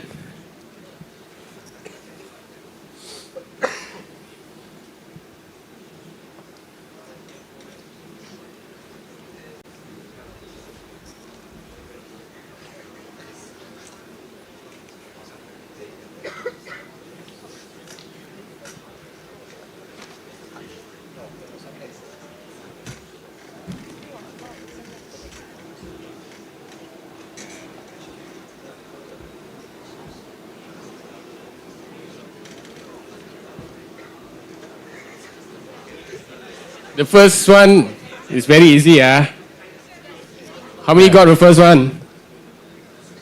1, 2, 3, 4, 5, 6. who wants an easy sticker? You just come out and point out where that EXE is. And you get the sticker. So what you can do, you can come to the stage and then point out how you get.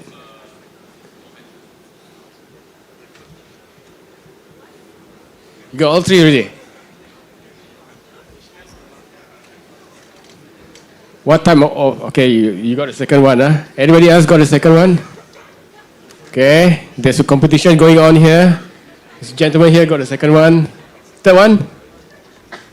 You got all three? Okay, come.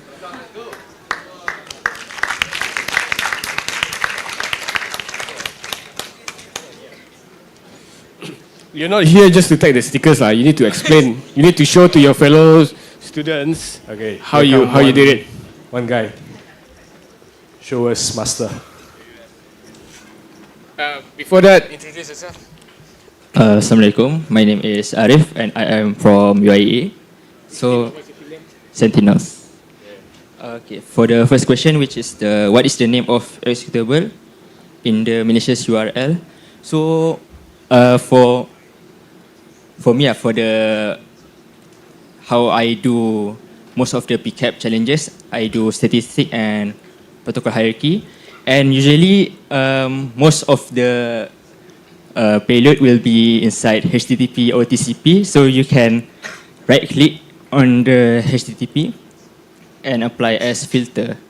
So we see there's two over here, and the executable is solute.exe. So that is for the first question. The next one is what is the myDDNS domain used for post-infection? So for this, I just use the filter and just put DNS.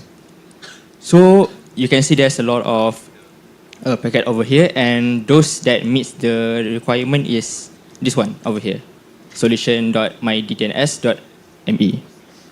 So for the last one, what type of malware infection is this? So just now they said about using a website.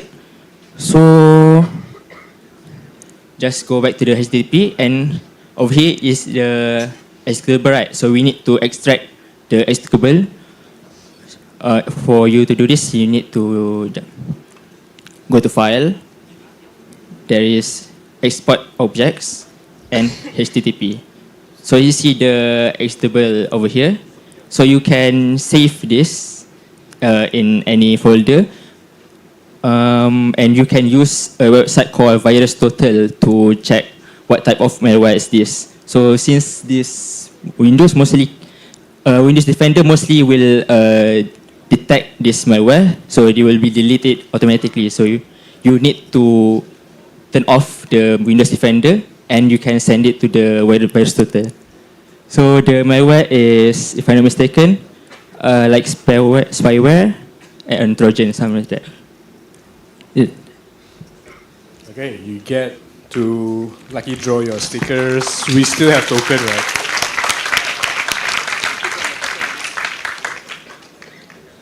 You like the war games, my one? Get a few more for your you get a few more. Lah. How many of your team? How many of you? 3? 1 to 3, right?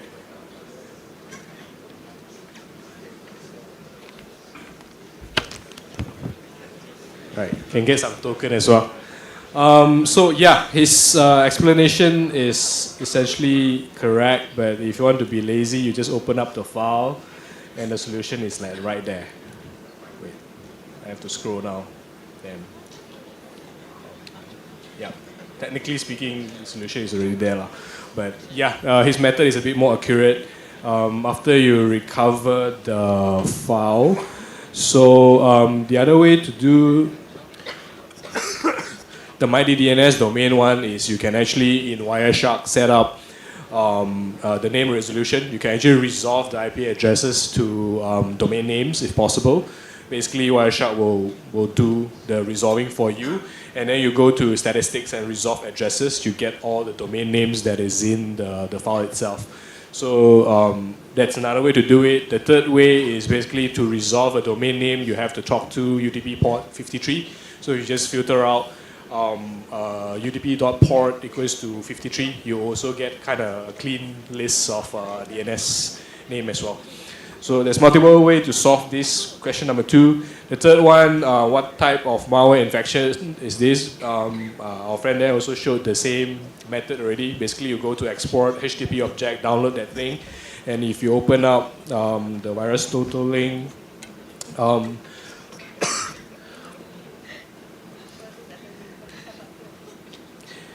you would see basically a page like this, and from here you can see there is a lot of mention of NetWire. If you go to community tab as well, you can see that it's a NetWire RAT. That's why the file is called RAT pack, right? So the accurate answer for question number 3 is NetWire. So let's go back to the slide.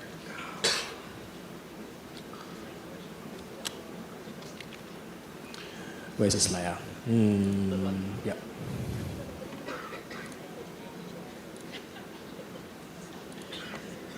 Where's the slide already? Too long never use Windows like that lah. Okay, this one. Yes. Right, so for the next warm-up is EvoCorp. File name is ecorp.pcap. These are the 4 questions. As you can see, I no longer have the walkthrough here. The next one is already straight away warm-up 3. Like I say, I'm expecting people to solve this and present it to your fellow teammates.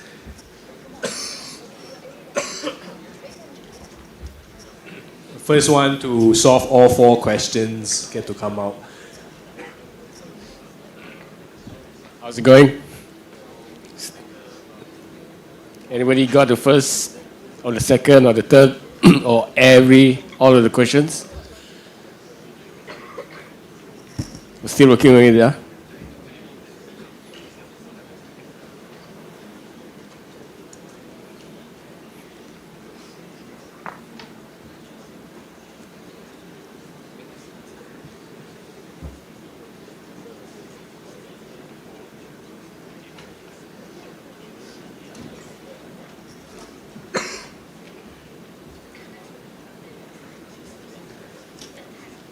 You may actually not be able to show the full solution of question number 1 in this presentation laptop because I don't think it has all the things you need.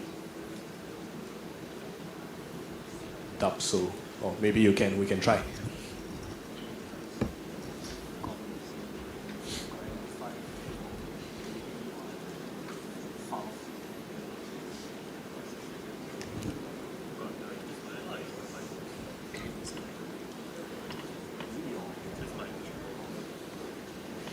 How long are we going to give them, Tommy?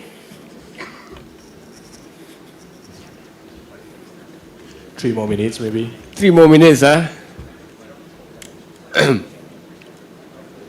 Some Sifu sitting in the middle of this auditorium would have solved all 3 questions by now. Like all 3 PCAP. Talking about networking, right? You guys, I don't know whether you guys know the big boss of wargames.my is in the room or not.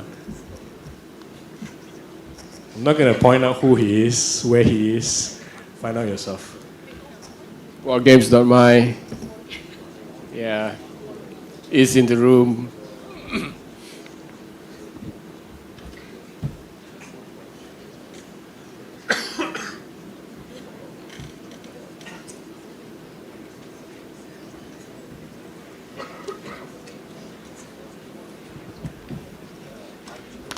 Anyone solve the first question of eCorp? Okay, we have 1. Second. Second question.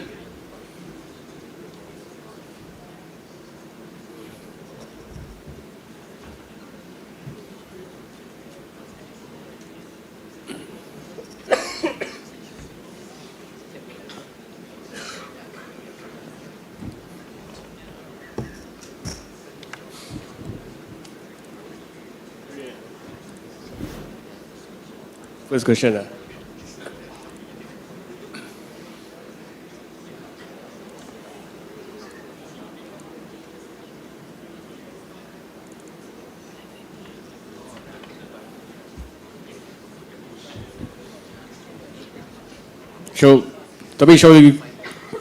Shall we call him to the stage to explain the first question?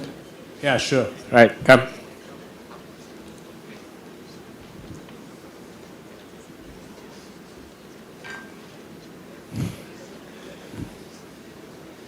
Same team, is it? All right.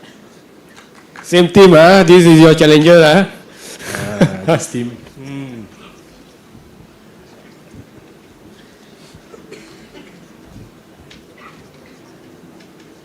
Okay. Your name? Hello, Assalamualaikum. My name is Faris from UIA, also from Team Sentinel. So for the first question, we're trying to find the MD5 hash of the Windows executable. So what I did, basically the most easiest way to do it is just you can just go to File, Export, and HTTP, and you can find the executable lab. In this case, it shows as a picture4.png, but if you export it and you run file on it, it'll show as PE32 executable lah. Another way is to look at the magic headers lah. For Windows executable, it'll start with MZEC as the magic header. So you can run MD5 sum on the file and you'll get the MD5 sum of the file lah. So that's the solution for question number 1. I'm just going to ask one question. How do you know that, what makes you think that picture4.png is executable? Because picture4.png is an image file. So what I did first is I look at the host names lah. I try to look what are out of the ordinary lah. So for me, the host name www.cnodes came out as out of ordinary from other traffic. So I took a closer look at picture4.png lah. And for my side, I look at the headers and it didn't show up as the magic headers for PNG. So when I actually ran, it came out as a executable file lah. Thank you, well done.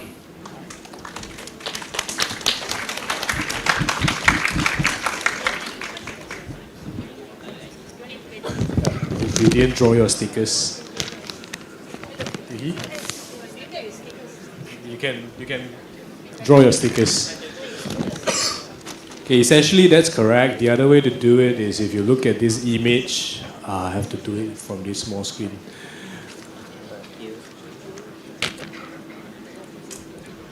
If you select this and you look at these two character MZ, basically it's a hint for you already that this, despite the media type is image/PNG, by looking at the magic bytes MZ, as well as this program cannot be run in DOS mode, this kind of hint you this is not a real PNG, it is an executable.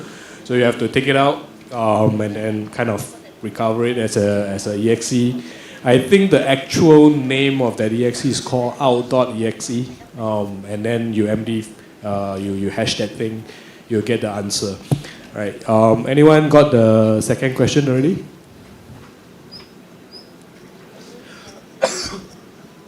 No? Okay. In the name of time, Anyone want to try? Nobody got? Haven't got? Anybody? Or you're just waiting for the answer? Maybe give them like a couple more minutes. So you guys should manage to get the first answers already shared. So second question should be quite straightforward, I guess.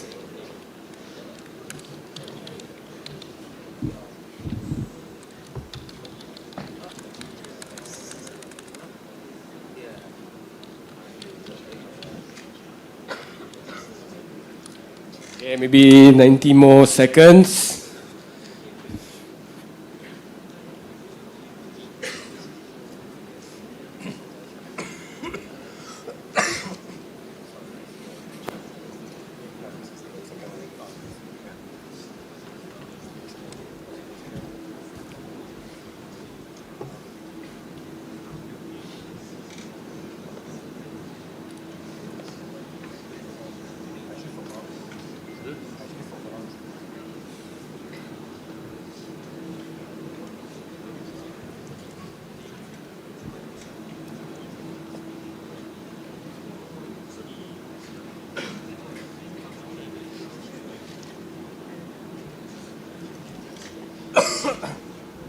So I think we have the third questions also. So in the name of time, the malware uses 4 different IP addresses, right? So we know that and we know that the question asks that what IP uses the same port as HTTPS. So HTTPS talks through 443, right? So you can straight away filter out all the other ports. You just look for 443s. And then from there, you will be able to figure out the IP. I believe that the real IP is starts from 213 and ends on 177. And then the locality name in the certificate issuer data to the specific IP 37.205.9252. I can try to do it, but sometimes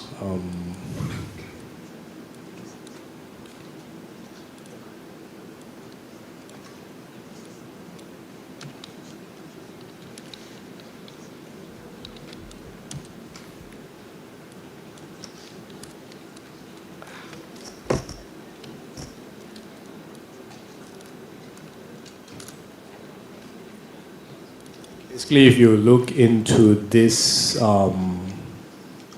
this section, you will be able to find the screen's so small.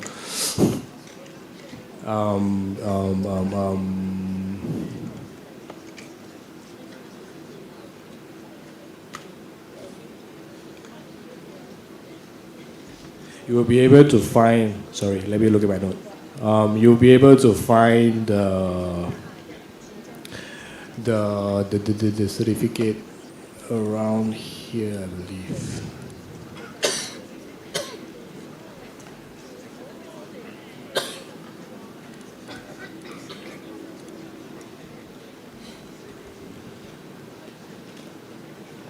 Right. When I was finding it last night, it was easy. But in one of the field in this communication, specifically from server hello handshake key exchange, you would be able to find the answer under the handshake protocol. And the answer is actually Mogadishu. So you will be able to spot it pretty easily once you see it. And then the last question is, the last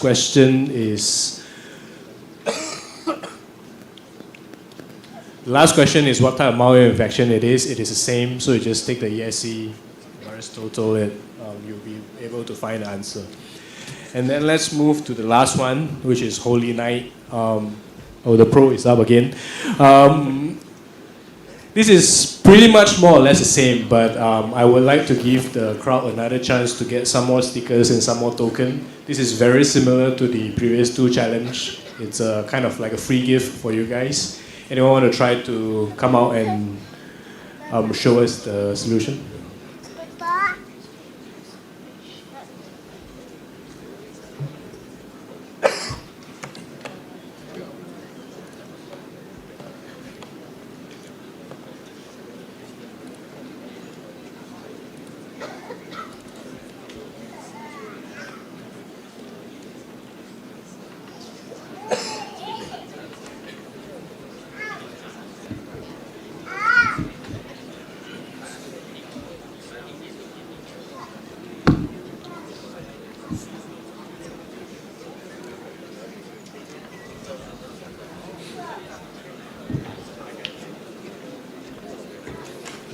Yes, question.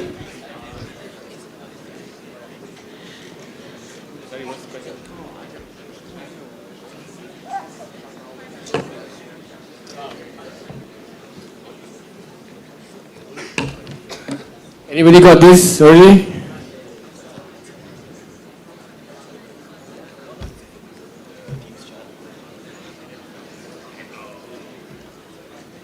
Dapat? Tak dapat? Belum dapat?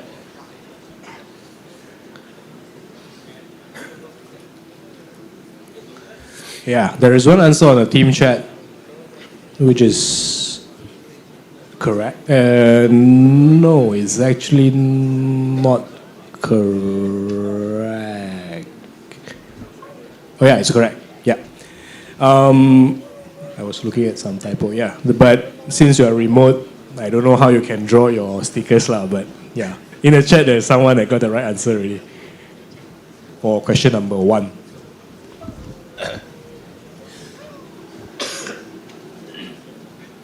you join the team, then you get the what?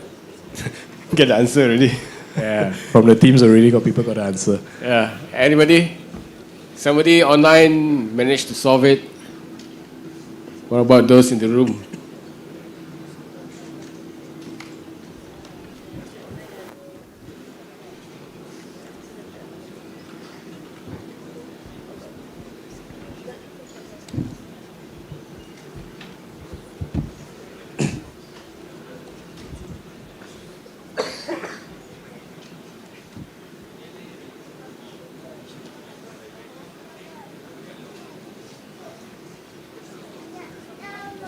No one?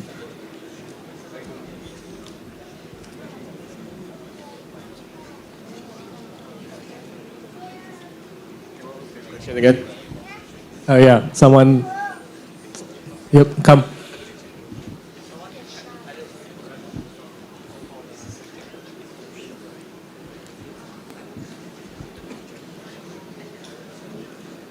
You can try, come. You can try. As you can see, let's try. Let us take a look whether your method is yields the right answer or not. Okay.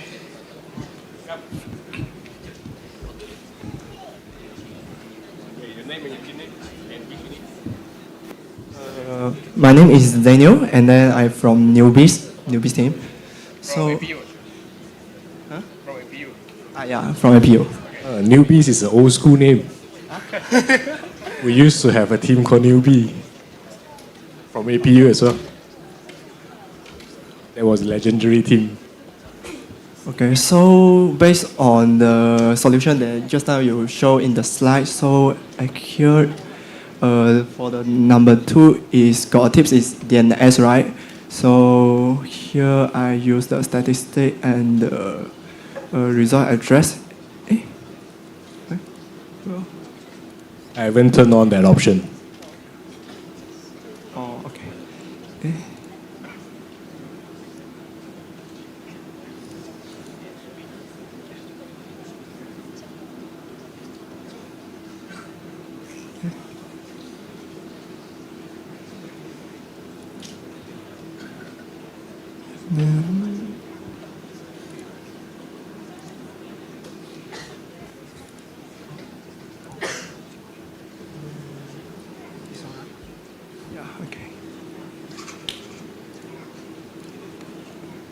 Then here we go to the statistic, resolve address, and then here is the, based on the format, I think this is the... Yep, this is the answer for question number 2. Yeah. And this is a very good way to take a very high level look at your PCAP file, right? So a lot of the time malware uses dynamically generated, use DGA, dynamically generation algorithm to generate their domains. So it is a very good way for you to just filter out a bunch of traffic from the noise. Especially in your challenge, you may get PCAP file that is very big and you have no idea where to start from. This is one of the way where you can find suspicious domains and then filter out a bunch of stuff. Right? Thank you. Take a draw on your stuff. All right, well.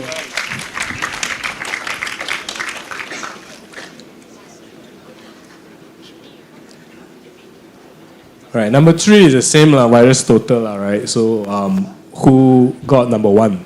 Number 1 should be pretty easy, to be honest.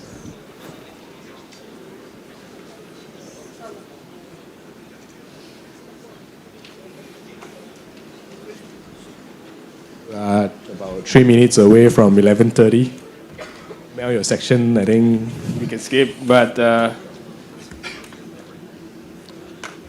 how does yes? Yeah. Okay, come.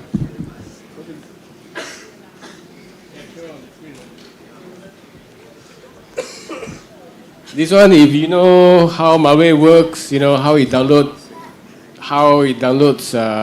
executable from the web, from the network, you should be able to figure it out. Something to do with HTTP protocol, get, post, put,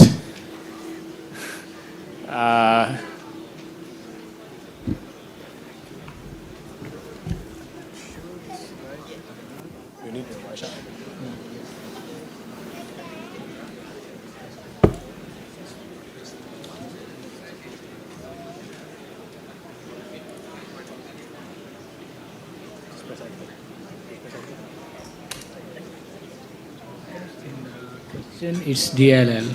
So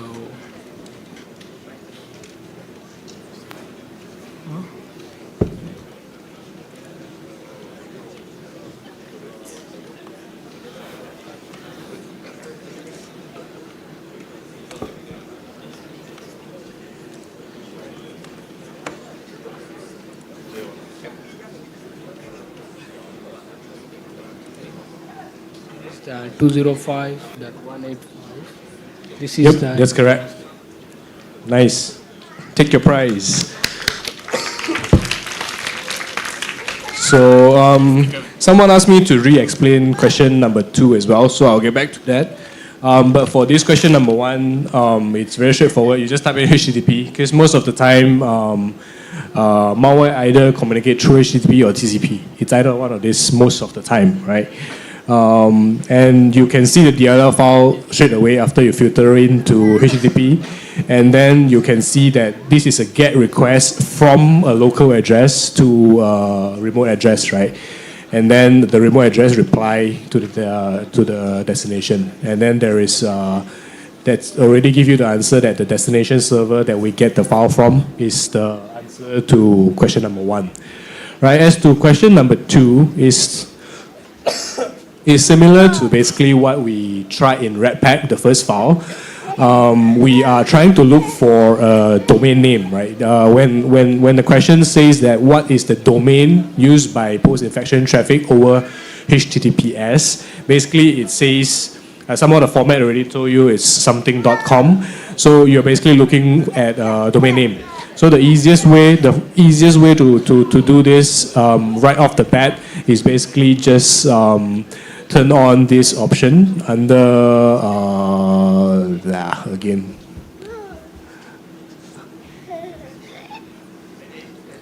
Oh, it's edit Sorry Mac user here. Okay, so under name resolution, you want to resolve your network IP addresses. This is very useful when you're playing CTF or games but in real life, I don't recommend to do so, because your Wireshark will actually sometimes make a network call. So in a game setup, game situation, you can do that. You will basically resolve all the IP addresses in the file against the DNS server and try to resolve it for you. So after that, you can go to statistics. Statistics is a very useful page. You can explore excuse me. So you can explore most of the even things that I never show here, especially the first portion. These are very good first destination that you go to when you open up a file. But in this situation, we want to find a resolved DNS, a name server. So you go here. Basically, you can see all the hosts that are resolved, all the domains that are resolved, and because of malware, they don't often host their infrastructure, their C2 server, on like a permanent web server. They usually, the web server comes and goes, the domain changes here and there. So it's pretty obvious that this address, vlcafx blah blah blah.com, is the one we're looking for. Because this kind of domain is what we call a DGA domain, a dynamically generation algorithm domain, where it's very common for malware to use, right? So that's why it's very good for you to have this IP address as well, because if there is more questions in a series for this challenge, you can just pop this address into your display filter up there using the ip.addr equals to 84.38. Let me see. They might have to copy both. So, and then you will filter up a bunch of the traffic, because if you have to scroll through this whole PCAP file, as you can see, it's very long, right? So that's a good way to kind of get yourself oriented when you are analyzing a PCAP, right? I hope that answers the questions from the team chat. Any more questions? No? Then I pass it back to Mel to kind of end this. Yeah, thanks. Thank you very much for your participation. That's the end of the session. I hope you guys learned something for your forensic challenge. All the best and have fun.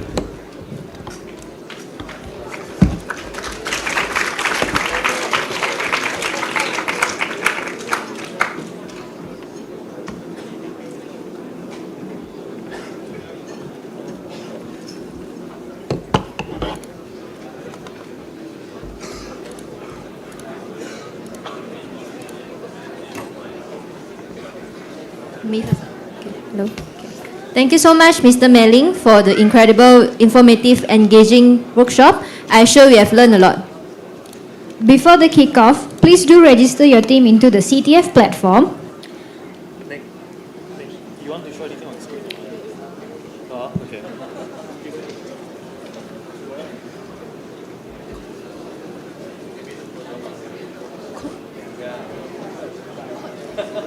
CTF code. Wait. He not ready yet. Just wait now.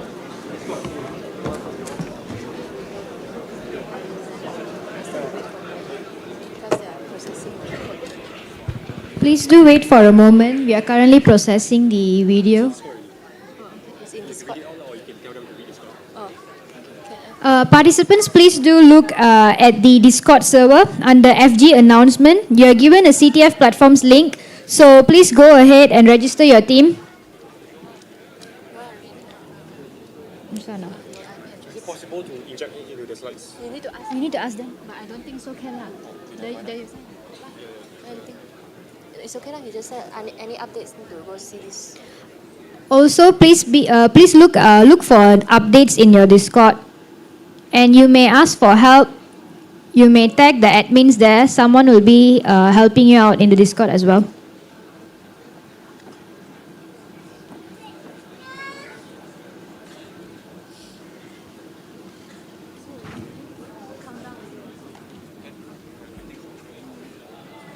The video.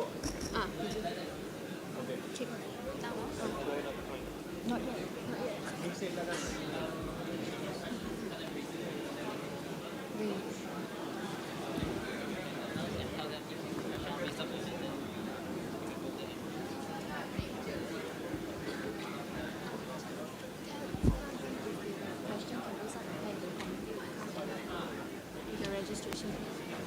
Also, for those who are facing issues with your registration, you may raise up your hand. We have a few committee members here who will go up there to help you with your registration. Sponsors zao ah. Yeah. Need to tell them go dining hall in. You can go see they zao already. Ask them go dining hall makan. Dining hall is I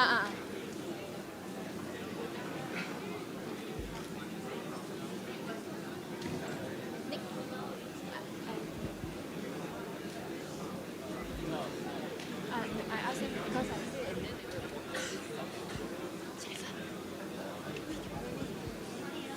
no, can just straight. Now, sure. Okay, now, moving on to something exciting. We would like to officially kick off the forensics game.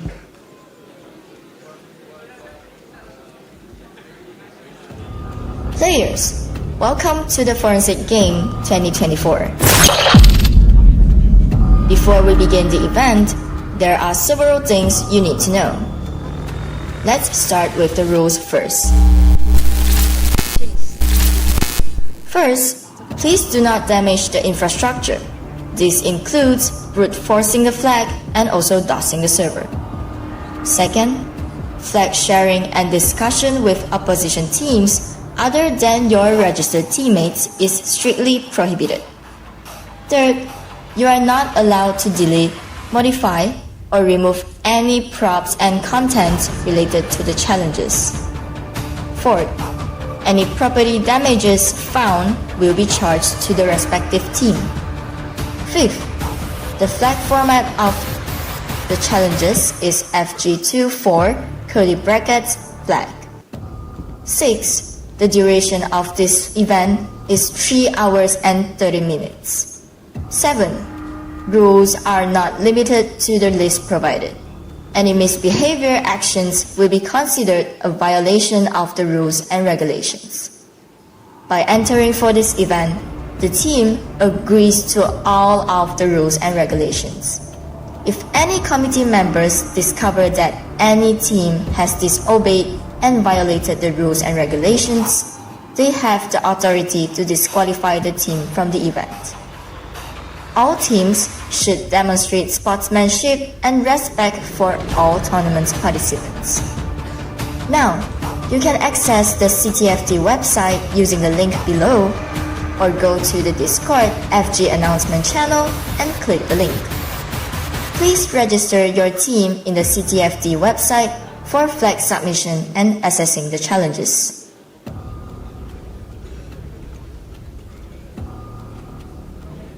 Now, let me explain about declaration of winners. First, the fastest team to solve all of the challenges will be deemed the winners of this event. Second, if the time limit expires and no teams are able to answer all of the challenges, the winners will be determined based on the final challenge solved and the team's time submission. Third, when the event is over, the committee members will notify the teams to proceed to the designated sites. Due to unexpected large number of participants in this event, to avoid congestion during the first challenge, we will be dividing you into groups. Please follow your designated groups and locations for the first challenge. To further reduce the crowd, players with laptops, please head to the room listed to charge your laptops. You may use any application to communicate with your teammates that are searching for clues in the stations. Please head to charging station now as the committee members will guide you.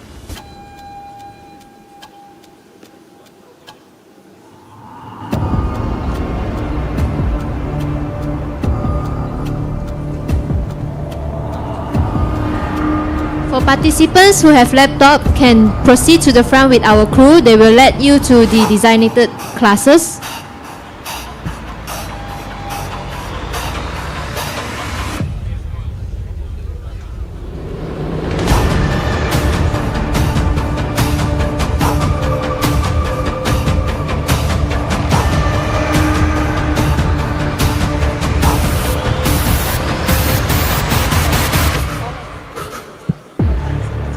Participants with laptop only, yeah.